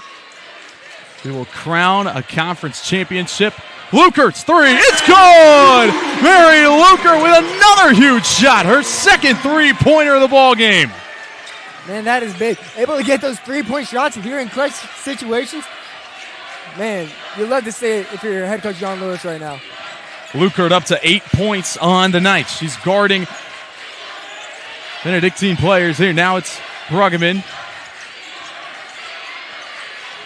Nice pass fake by Fitzgerald. Driving up and in. Gets her own miss. Won't go. Now another offensive rebound from Gross. That one no good. Ball tipped around. Mary Luker ends up with it and is fouled. Whew, what a sequence. Man. Catch your breath after that one. 3 missed shots from Benedictine. And finally the Pioneers able to chase it down. And it's that girl, Mary Luker. What a 3 here. And a chance to add 2 more at the free throw line.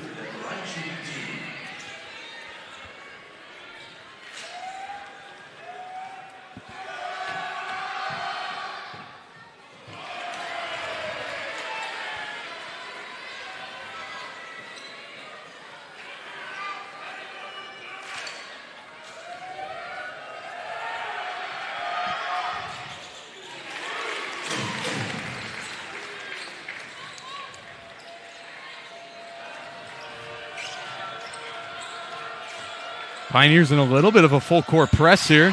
Bruggeman, no travel called or foul called. Both sides of fans are yelling at the refs after that play. They're doing the best they can, man. Yeah, they absolutely are. Fitzgerald, 3, no good. Rebound by Grayson Gentile. Comes down strong with that one.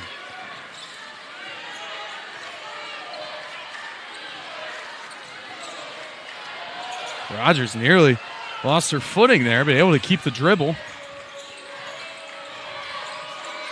Now they find Cameron Green. One-on-one on the inside. That's exactly where she feasts. Man. And that's her go-to move. That's been so dominant for her in this entire season. And they're coming up clutch right here in the conference championship. And another foul called. This one on Aubrey Rogers, only her second. And Riley Bruggeman will head back to the free throw line here.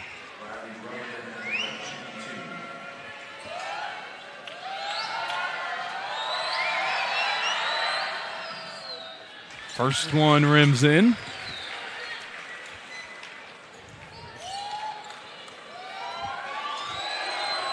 Benedictine trying to keep it close. These 2 free throws will help. Man, they got down like this when they matched up 2 weeks ago and just never found their way back into the game. Can they find a spark here? They've got about 12 minutes of game time left to do it. Rogers does not want them to come back. She tries to drive, now kicks it to Luker.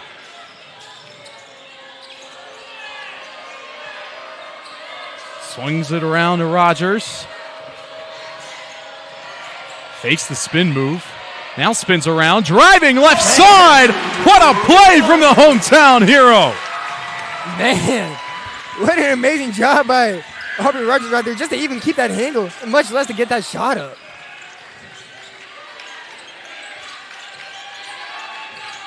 Inside to Nicole Stork. Kick out to Fitzgerald. Corner 3. It's good. What a huge shot from Kyla Fitzgerald. And that's what Benedictine needs. They need to make those plays when it matters. They need some stops on defense here. Pioneers have been running wild in this third quarter. And that one, that's a big play on defense. How about Kyla Fitzgerald on both ends of the floor? Look at this pretty drive from Aubrey Rogers, finishing with the inside hand. Trying to make her last season memorable here. Absolutely. And this Pioneers team has seen so much success over the course of Aubrey's tenure here at MNU, as there's a foul against Benedictine. So Luker will head to the free throw line. They've seen so much success, and yet you know that they want more. They haven't seen a ton of success at the national level yet, and they're really trying so hard to make that Elite Eight and Final Four appearance in nationals.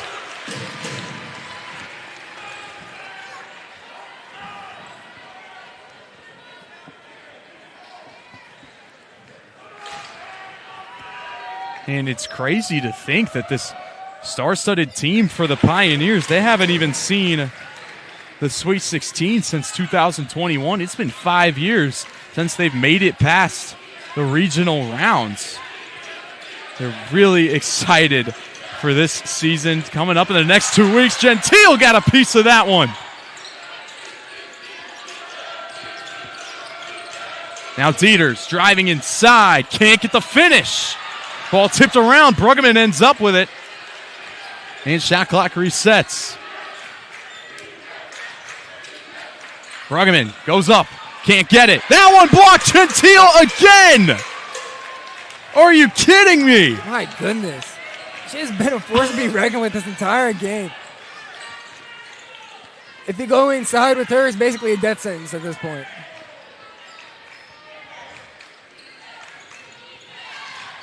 Ten seconds to shoot. Gentile gives it to Lukert. Her three. Off the glass! My goodness. The Pioneers starting to run wild here at the end of the third quarter. My goodness.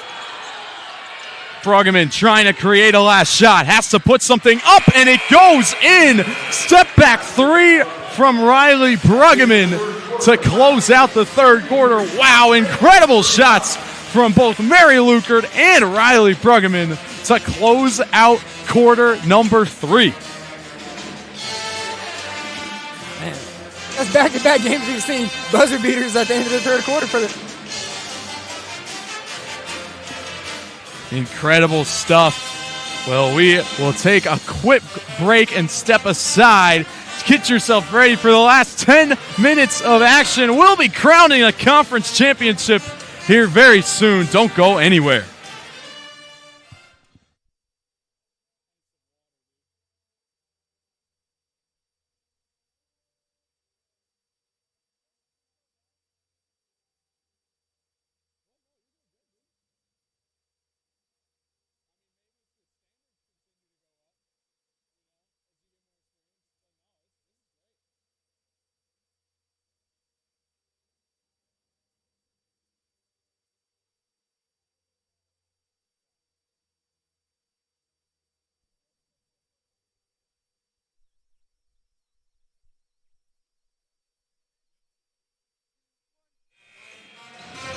Pioneers 53, Ravens 35, getting set for the final 10 minutes of action here in the Hart Conference.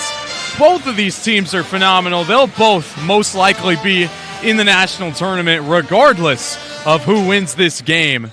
Obviously, MNU won the automatic bid a couple of weeks ago when they won the regular season championship. They're trying to win the conference championship for the first time in 10 years, back when they won nationals as well. Cameron Green, a big piece of this puzzle. Well, loses the ball inside, and Benedictine comes away with it.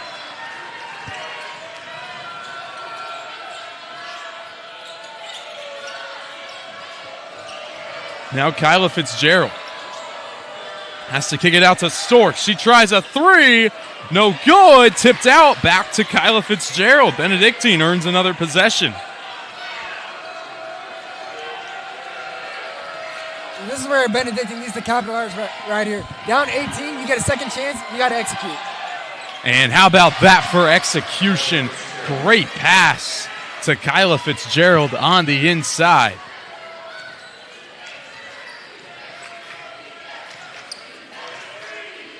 MNU has been steadily ahead, up by about 16 points here for quite some time. Can they make one final surge to put this game out of reach? Saley Worth and one! Come on! Able to get that one down. My goodness. And it's that physicality we have been talking about all night and really all season. Just able to body her defender and able to get that bucket up. And now she has that and one. free throw connects. A three-point play from number 2, and the lead is back out to 19. Time is of the essence for the Benedictine Ravens. Hattie Cross, nice shot fake, puts it back up but can't make it. Cameron Green coming down with the board. And the rebounds have been incredible for the Pioneers. They've been out rebounding the Ravens, especially on the defensive end, 27-11. And a foul is called there. That one's going to be on Zaylee Worth. And that's her 4th foul, so she needs to be very careful here. So you can see John Lewis opting to put in Gentile again as Worth heads to the bench. I don't mind the effort right there by Zaylee, but knowing you have 3 fouls right here, getting your 4th right here is critical, especially coming down to these last 8 minutes. That could play a big factor into the finish of this game if Benedictine can start to close this gap. Getting a stop on defense really helps, but they have to start creating some offense. And it's all going to start with this play right here, Riley Bruggeman. And that is a lucky sequence for the Ravens. Grace Carlson deflecting that pass right into the hands of Kelly Stork waiting underneath the basket. Luker driving, baseline goes up and is fouled.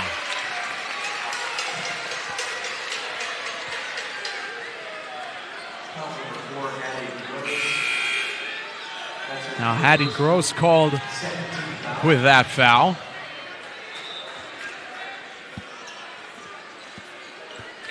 Aubrey Rogers inbounding has not stepped off the floor since this game started. We're getting so accustomed to her doing this season. She's just been an incredible workhorse for this team. Man, I wouldn't want to go on a mile run against her. She would. No. Her cardio is probably insane. She's probably going a 5-mile run right now. Shoot. Carlson up and off the glass. What a play from Grace. Man,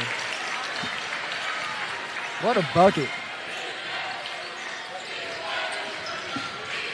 Beautiful touch on that floater right there from Grace. Swing it around to Dieters. Hezzies now shoots the 3 and drills it. Huge 3 from Dieters.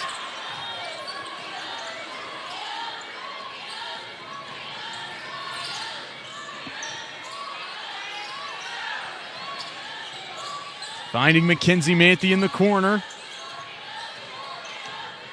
Giving her some space. Swing pass to Gentile.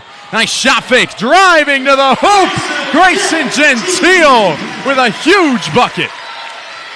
Man. What a good shot fake. So convincing. Nearly had me guessing up here.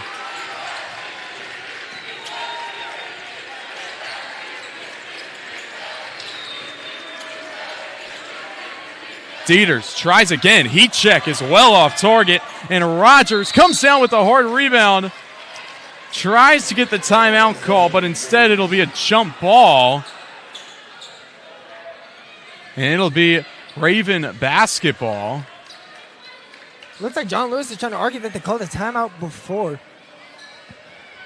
Yeah, officials are going to talk this one over. It's a really close play. I mean, from this angle where we're up here in the crow's nest, you can kind of see Aubrey Rogers go for the timeout, but it was at about the same time that the whistle was called for jump ball, so you understand the call on the floor. It is going to stand here. It'll be Raven basketball with 8 seconds to shoot.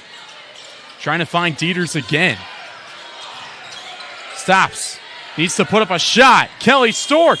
Her 3 is no good, but her sister gets the rebound.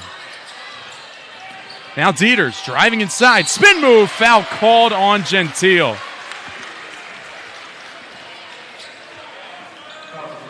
And I don't know if you can read lips up here, but let's just say she did not agree with the call. Not at all. But she's had such a great night, though. Yeah. I think she's being a little bit too hard on herself. I mean. And Dieters misses the first. So hard to come back in a game if you can't make the simple plays. Goes 1 for 2 from the charity stripe. 60-43 now. 5:58 to go.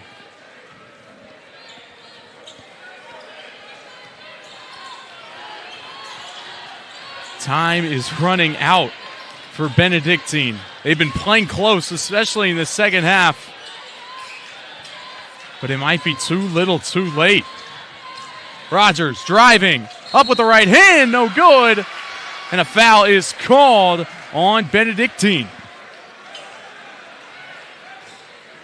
That one's going to be on Kelly Stork. And that's her fourth foul. However, Chad Folsom opting to let her play through it, at least as of now. Yeah, about a little under 6 minutes left here. I mean, you want to win this game if you're head coach Chad Folsom. You're going to let her play. You're going to let her. Right.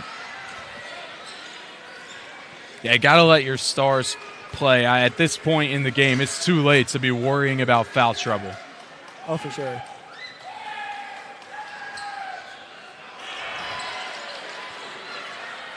Rogers goes 0 for 2 from the free throw line. Now Benedictine with a chance to capitalize.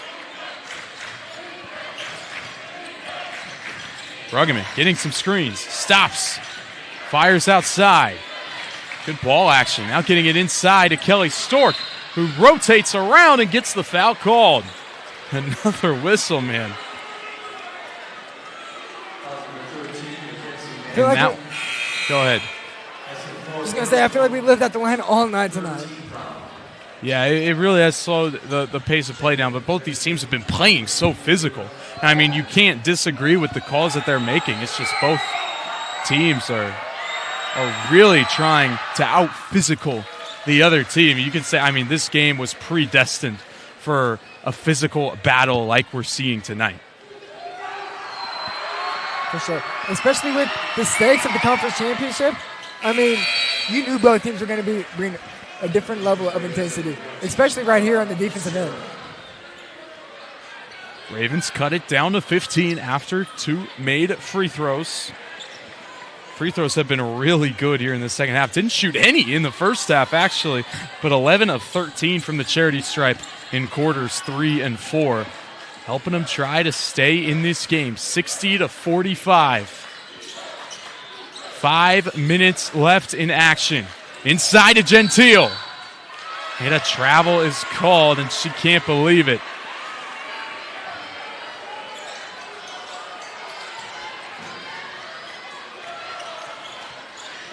Benedictine here, a chance to cut the lead down even more.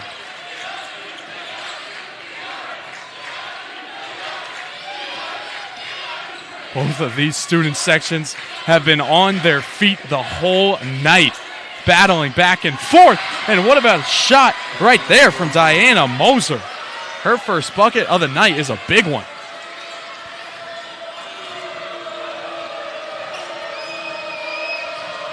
Now Benedictine's turn to get loud on defense. Kenzie Manthe, 3. No good. And that one is going to be a foul on Gentile, coming in hard. Hit Moser in the face.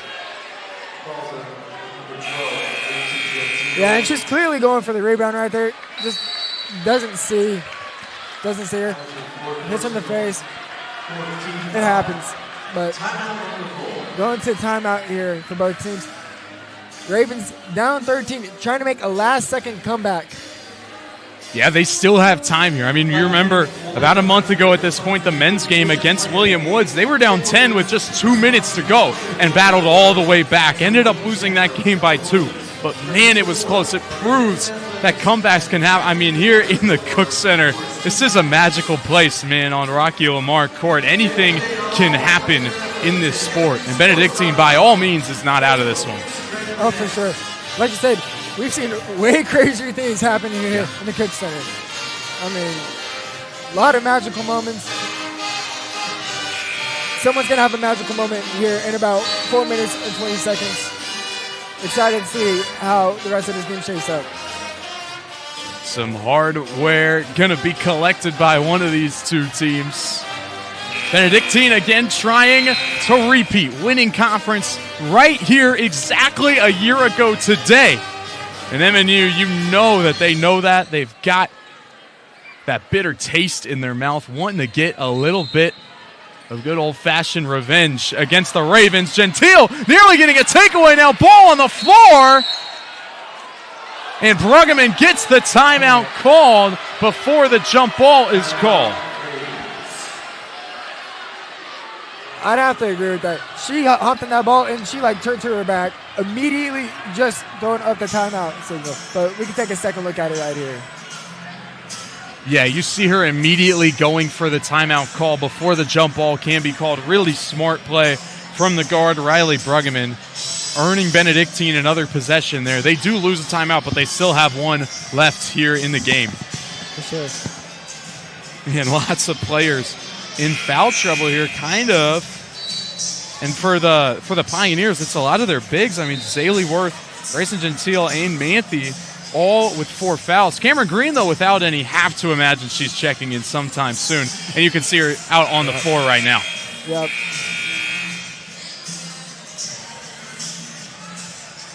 Again, going to go for this full court pressure.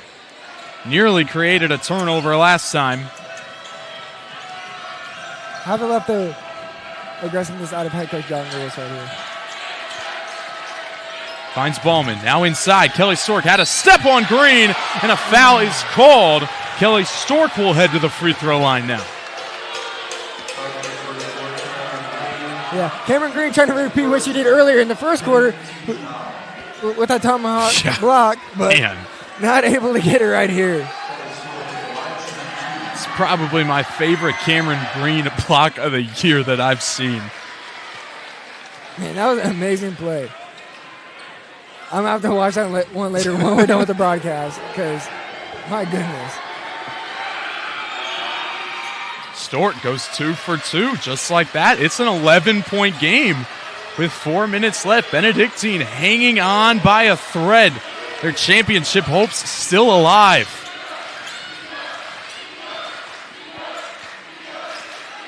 MNU here, you cannot be too careful.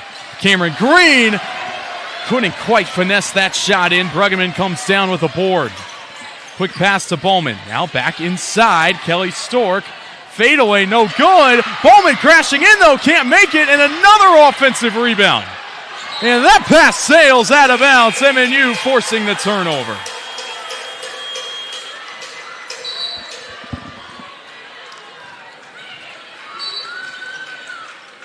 Man.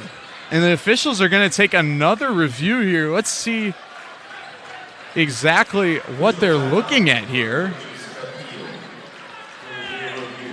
I mean, they might be seeing if that Benedictine player was out of bounds when she caught that, or if this ball was poked by Zaylee from that angle. I don't see any contact with the ball there.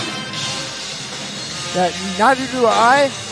It is pretty hard to tell from this angle. Yeah, it looks like it goes over Zaylee's hands, though. That's a really hard one to see. Call on the floor is MNU basketball, so do want to consider that. And you need clear and concise evidence. Yeah, you do. For you to overturn it. I mean, I guess we get a different angle right here.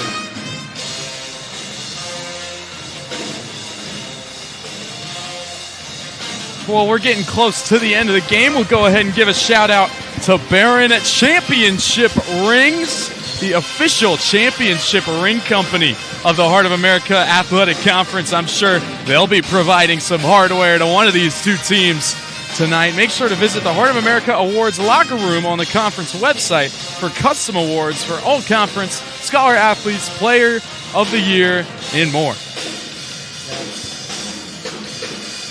Great company, Matt. I believe I have 2 of their rings sitting in my drawer right now. There you go. Yeah. Zion's star player on the football team here at MNU. I wouldn't say star. Oh, you're selling yourself short, man. I did get first team all conference. There you go. Hey, and as a long snapper, right? Yep. A long snapper, it's a good thing that people don't know your name. Because if they did, it would be a bad thing. That means you're screwing up. So great job, man. Thank you, Matt. I appreciate it. Means a lot. Refs still taking a look at this one. They really want to make sure they get this call right. You have a feeling a call like this could really determine the outcome of this game. I mean, Benedictine here, another score on a possession like this, and it's a single-digit game with still plenty of time left and a couple of fouls to give. Yeah, they've been slowly inching their way back into this game over the course of the fourth quarter. The Pioneers have been pretty hard stuck right here at the 60 for a while. Noah, you got anything?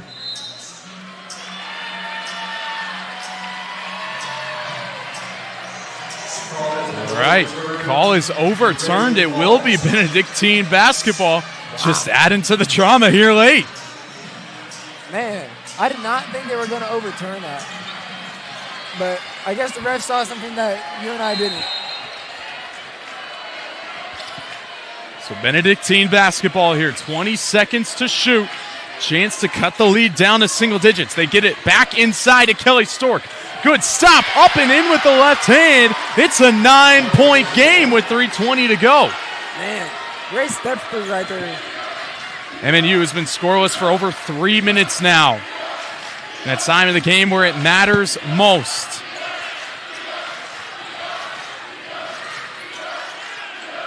Cameron Green at the top of the key. Now inside to Zaylee Worth. Has space. Double team comes, and a foul is called. It's going to be on Kyla Fitzgerald right there.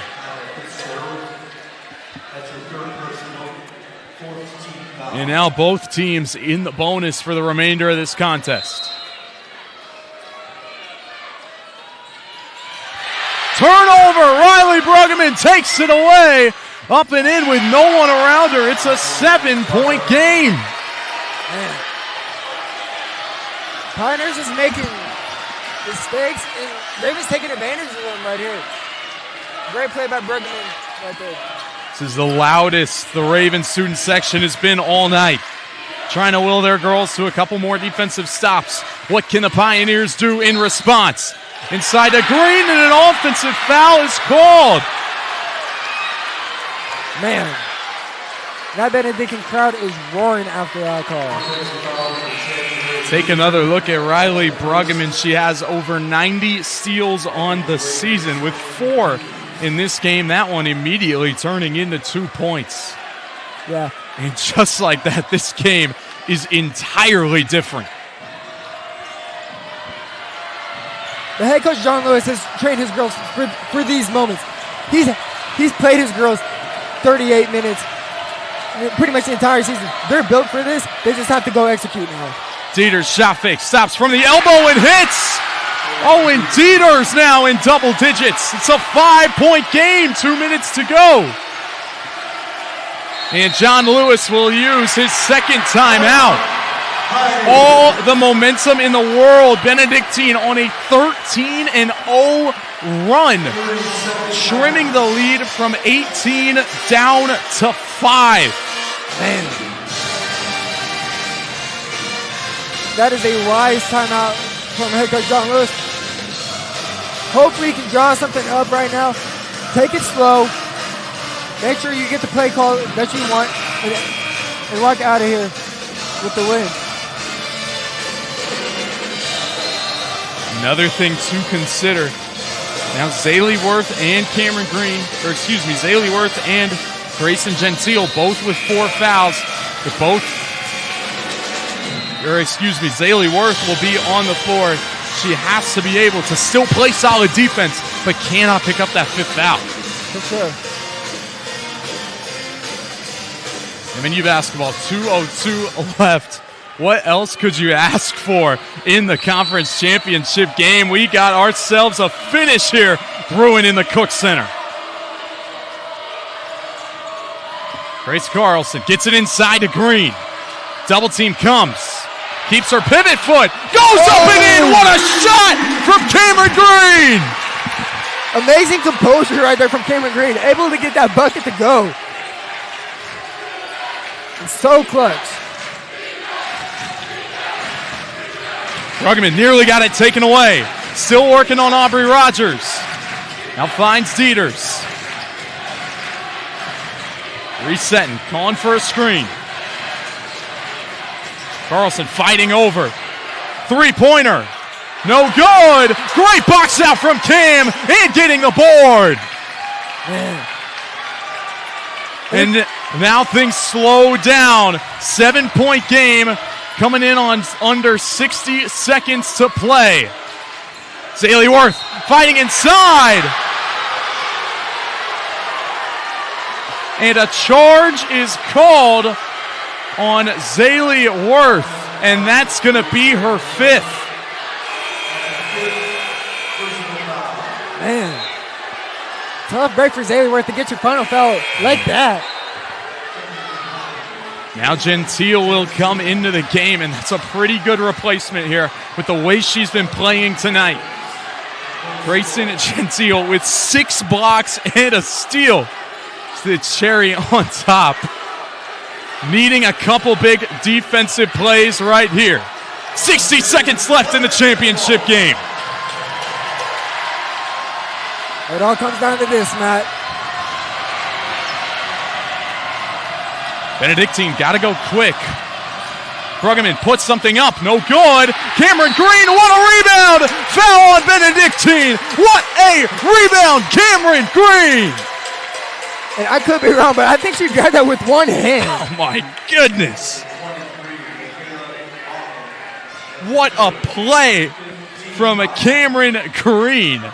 Man, amazing effort just to box her girl out and grab that board. And hopefully she can knock down these free throws and send the Pioneers on their way for a conference championship. Absolutely pure on the first. It's an 8-point game now with 44 seconds left. Could this be the dagger? No, Riley Bruggeman with the rebound. Precious seconds ticking off the clock. Has to go quick. Finds Dieters. Trying to set up a play. Dieters driving, kicks it out to nobody! Man! Throwing it into her own bench and could have potentially just thrown the game away for the Benedictine Ravens. John Lewis is going to call his 3rd timeout here, trying to ice this one out for the Pioneers. Man. Pioneers let the Ravens come back a little bit, but kept their foot on the gas right here in the last 2.5 minutes. Trying to close this one out and trying to get their lick back from last year's. Yeah, man, how about Cameron Green on both ends of the floor? Had the huge bucket to stretch the lead to 7, then hit a clutch free throw, and then on the defensive end, coming up with some huge rebounds. Trying to close this thing out, 31.9 seconds away from their first conference championship in 10 years.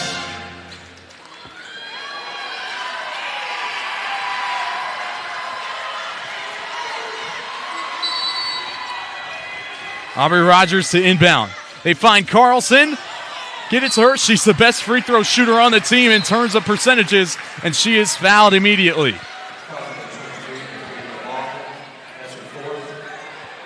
Grace Carlson, an 83% free throw shooter this season. 2 big ones right here.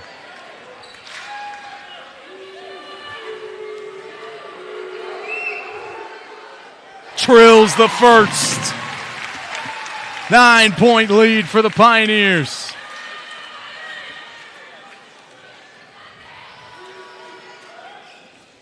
So clutch, Grace Carlson. How about the sophomore? 2 huge free throws, stretching the lead to 10. Man, I think that might have just done it for the Benedictine Ravens, unfortunately. The student section sure thinks so. Waving goodbye to the Ravens, but they can't speak too soon. No, not at all. I mean, we've seen crazier things happen in college basketball. I mean, I don't know how long ago it was, but I know Texas A&M they had a big comeback with about 30 seconds left, and they were down 10 as well. Yeah. Anything can happen. I mean, Benedictine has the playmakers. yep, for sure. I mean, this is sports. Anything can happen. I mean, you have a bunch of competitors on both teams. But if you're the Pioneers, you just need to play smart basketball, play calm, cool, collected, and you should walk out of here with a W and a conference championship game. 29.7 seconds left before a conference champion is crowned. MNU needing one or two more defensive stops to put a pin in this one. Inbound to Dieters. Have to go quick. It's Gerald driving, passing it to Cameron Green, who comes down with the takeaway. Icing on the cake. This Pioneers defense proving that they're the superior team tonight. Man. What an effort by the Lady Pioneers this entire night. Just to able to get this win. And the Pioneers student section going absolutely absurd right now.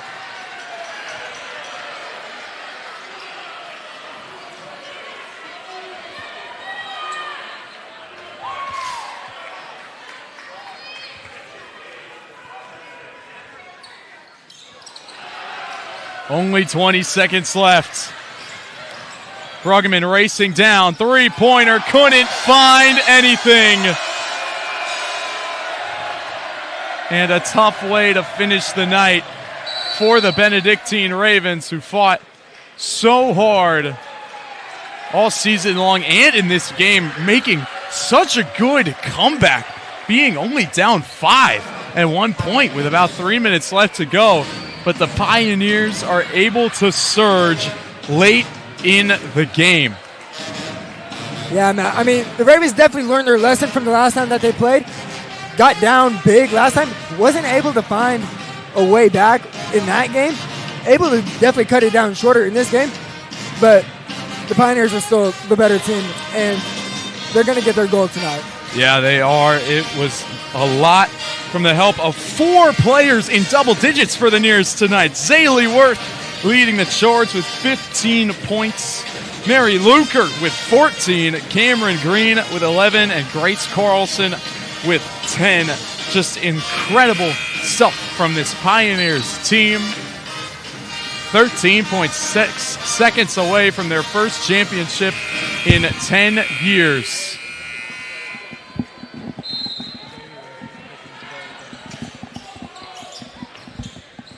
They quickly get the inbound, and that's going to do it. Your MNU Pioneers are Hart Conference champions for the first time in 10 years. The Pioneers on top. They will get their goal tonight. What a win for the Lady Pioneers. They're storming the court in Olathe.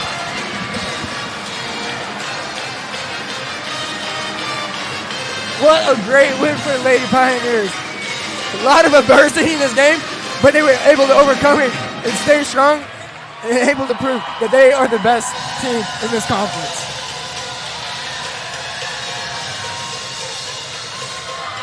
Unbelievable scenes here in Olathe. Excellent contest here tonight. Huge shout out to the Benedictine Ravens, who fought hard all the way through to the last whistle, providing an incredible championship match tonight. Who knows, we might see this Ravens team for the 4th time this season sometime in nationals. Yeah, man. I mean, they say it's hard to beat a team 3 times. If they ever meet a 4th time, man. I mean, wow. What a win for these Lady Pioneers. Cannot wait to see what they do here in the national tournament. And who knows, they could be playing a home game here. Absolutely. That schedule will be released soon for your national tournaments, but this win seems to help their case quite a bit. Your MNU Pioneers, Hart Conference champions.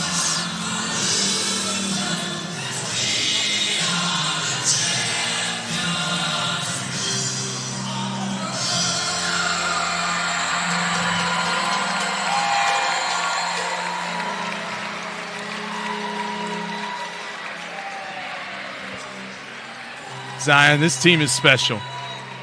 This team is very special, Matt. And last time they won conference, they won that national tournament. It's a very good point. I don't want to say anything. I don't want to put anything in the air. I'm just going to leave it at that. Just giving the facts.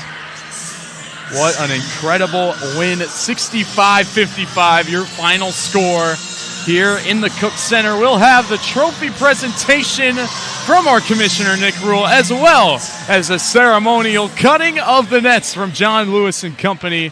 You won't want to go anywhere for that. We'll send it down to the PA announcer. Right now, okay? Before we present the championship trophy, we'd like to once again thank 516 Sports Capital, the presenting sponsor of the 2026 Hart Conference Championship game.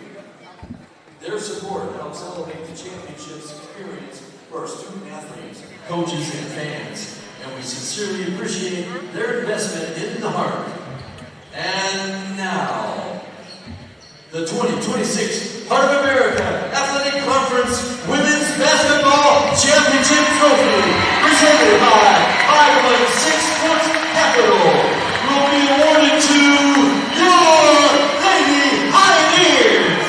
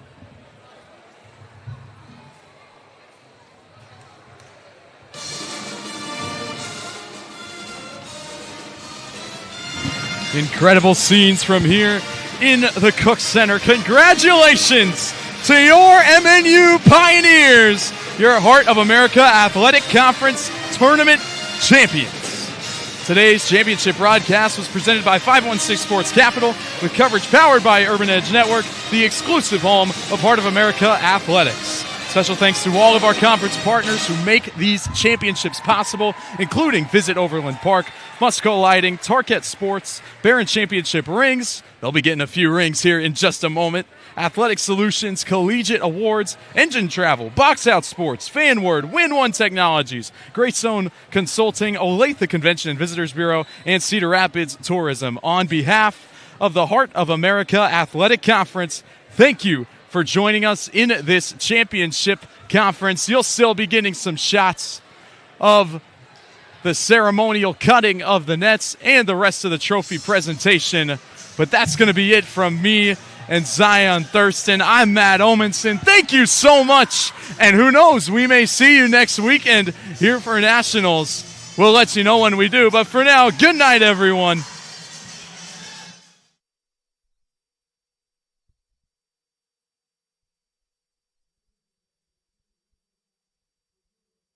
Conference Tournament Champions, your Lady Pioneers.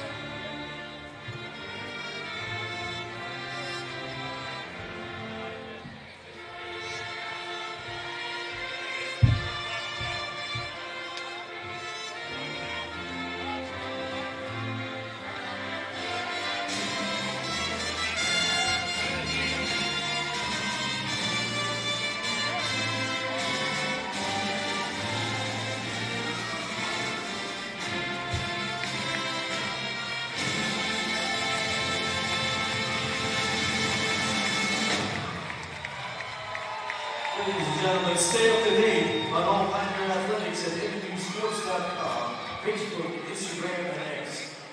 And be sure to check out the Elena Pioneer Good Vision Play of the Game, along with Pickleman's Player of the Game.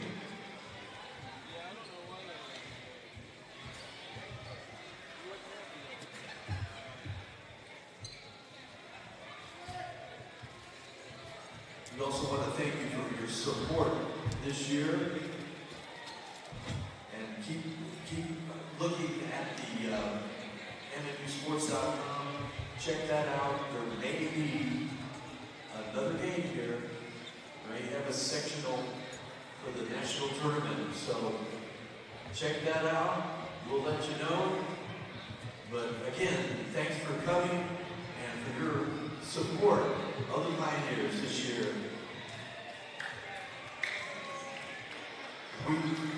I've just been informed that we are hosting the national tournament, the sectional of the national tournament. That'll be the first and second round. So Friday the 13th. Okay. All right. That's next Friday the 13th at 6 o'clock. Alex Fernando courtside here with head coach John Lewis. Congratulations, you were the 2026 Women's Hart Conference champion. How do you feel? I feel great. The girls really made us look proud. Made us proud and made us look good tonight. And it's a heck of a crowd. Benedictine, such a good team. I know the beginning of their season started out a little rough because they had some injuries and things, but that's a really good team, and I hope the whole country takes notice. Now it's exciting because we get to cheer for them. Hopefully they'll cheer for us because as we try to go compete against the whole nation. Yeah, have a little more Hart representation in the NII tournament. You guys are going to be one of those host sites, so this isn't your only game left this season here on home floor. But getting to hold this trophy, seeing your team celebrate, describe what this season has meant to you. Each season takes on its own shape, and the coaching staff really takes on the form of the players and the team. I know a lot of people think your team plays like the coach wants to play, but we coach them how the team needs to go. And this team is really good, really unselfish. We weren't super deep at times, but they all were, great to work with, really bought into what we need to do to be successful. My coaches know the stats way better. We've won a lot. We've been blessed. But I think this is the first time since 2013 that we've won both the league and the tournament championship. So really proud for them, because when these girls, go on to be nurses and doctors, which a lot of them are, and you say you play college basketball, they don't ask about your stats. They say, were you any good? And, these records will hang on these walls for their entirety, and they'll be able to bring their kids back one day and be like, I was part of that special group. And that's what's really cool. A very special group indeed, and they had to fight all the way to the finish. Benedictine brought it to within 7. Talk me those last couple minutes how you were feeling on the bench. Yeah, not good at all. I was really imploring my team to rebound. It was going to get physical. They had nothing to lose. They were really crashing the boards hard. We were getting good stops. We held them to a low, percentage shooting and scoring in the first half, but then it got really physical. As you saw, the refs called a few more fouls. But we just had to grind it out and hold on. And, it's a great program, good coach, been playing in for 15 years, and it's always been a battle like this. Now, you were calm, cool, and collected when we talked in the pregame. How are you feeling just with all the excitement, kind of taking it all in? Again, you got this to launch you into the NAI National Tournament. Yeah, I am really laid back all week. I know people see me on the sidelines of game day like he's a crazy man and how do those girls play for him. But the reality is, this is the test and we don't have time to make too many adjustments. There's just expectations and standards we need to meet. And sometimes I have to push a few buttons. I have to motivate them in, somewhat of an aggressive way. But the girls know how we feel about them. We have really good relationships, all the coaches and players, so you really can push their buttons and try to maximize everything they have in a situation like this. So. Yeah, I apologize to anybody that sees me over there and really kind of dogging them out and asking more of them. But I think they know we love them. I think we know we appreciate them. And regardless if we win this game or lose this game, it doesn't define these girls. This is just something they do. It's a cherry on top to be a part of the special team. But like I said, they're all going to get degrees, go on and be really successful people, and that's what makes us most proud. Well, we are very proud of you, Coach. Congratulations, 2026 Hart Women's Champion. And now you're moving on into the NAI tournament, get a host site. So much more to come for this team, but right now you're just going to soak in this championship, go cut down some nets. All right, thanks. Appreciate it. Congrats, Coach. Thanks, guys.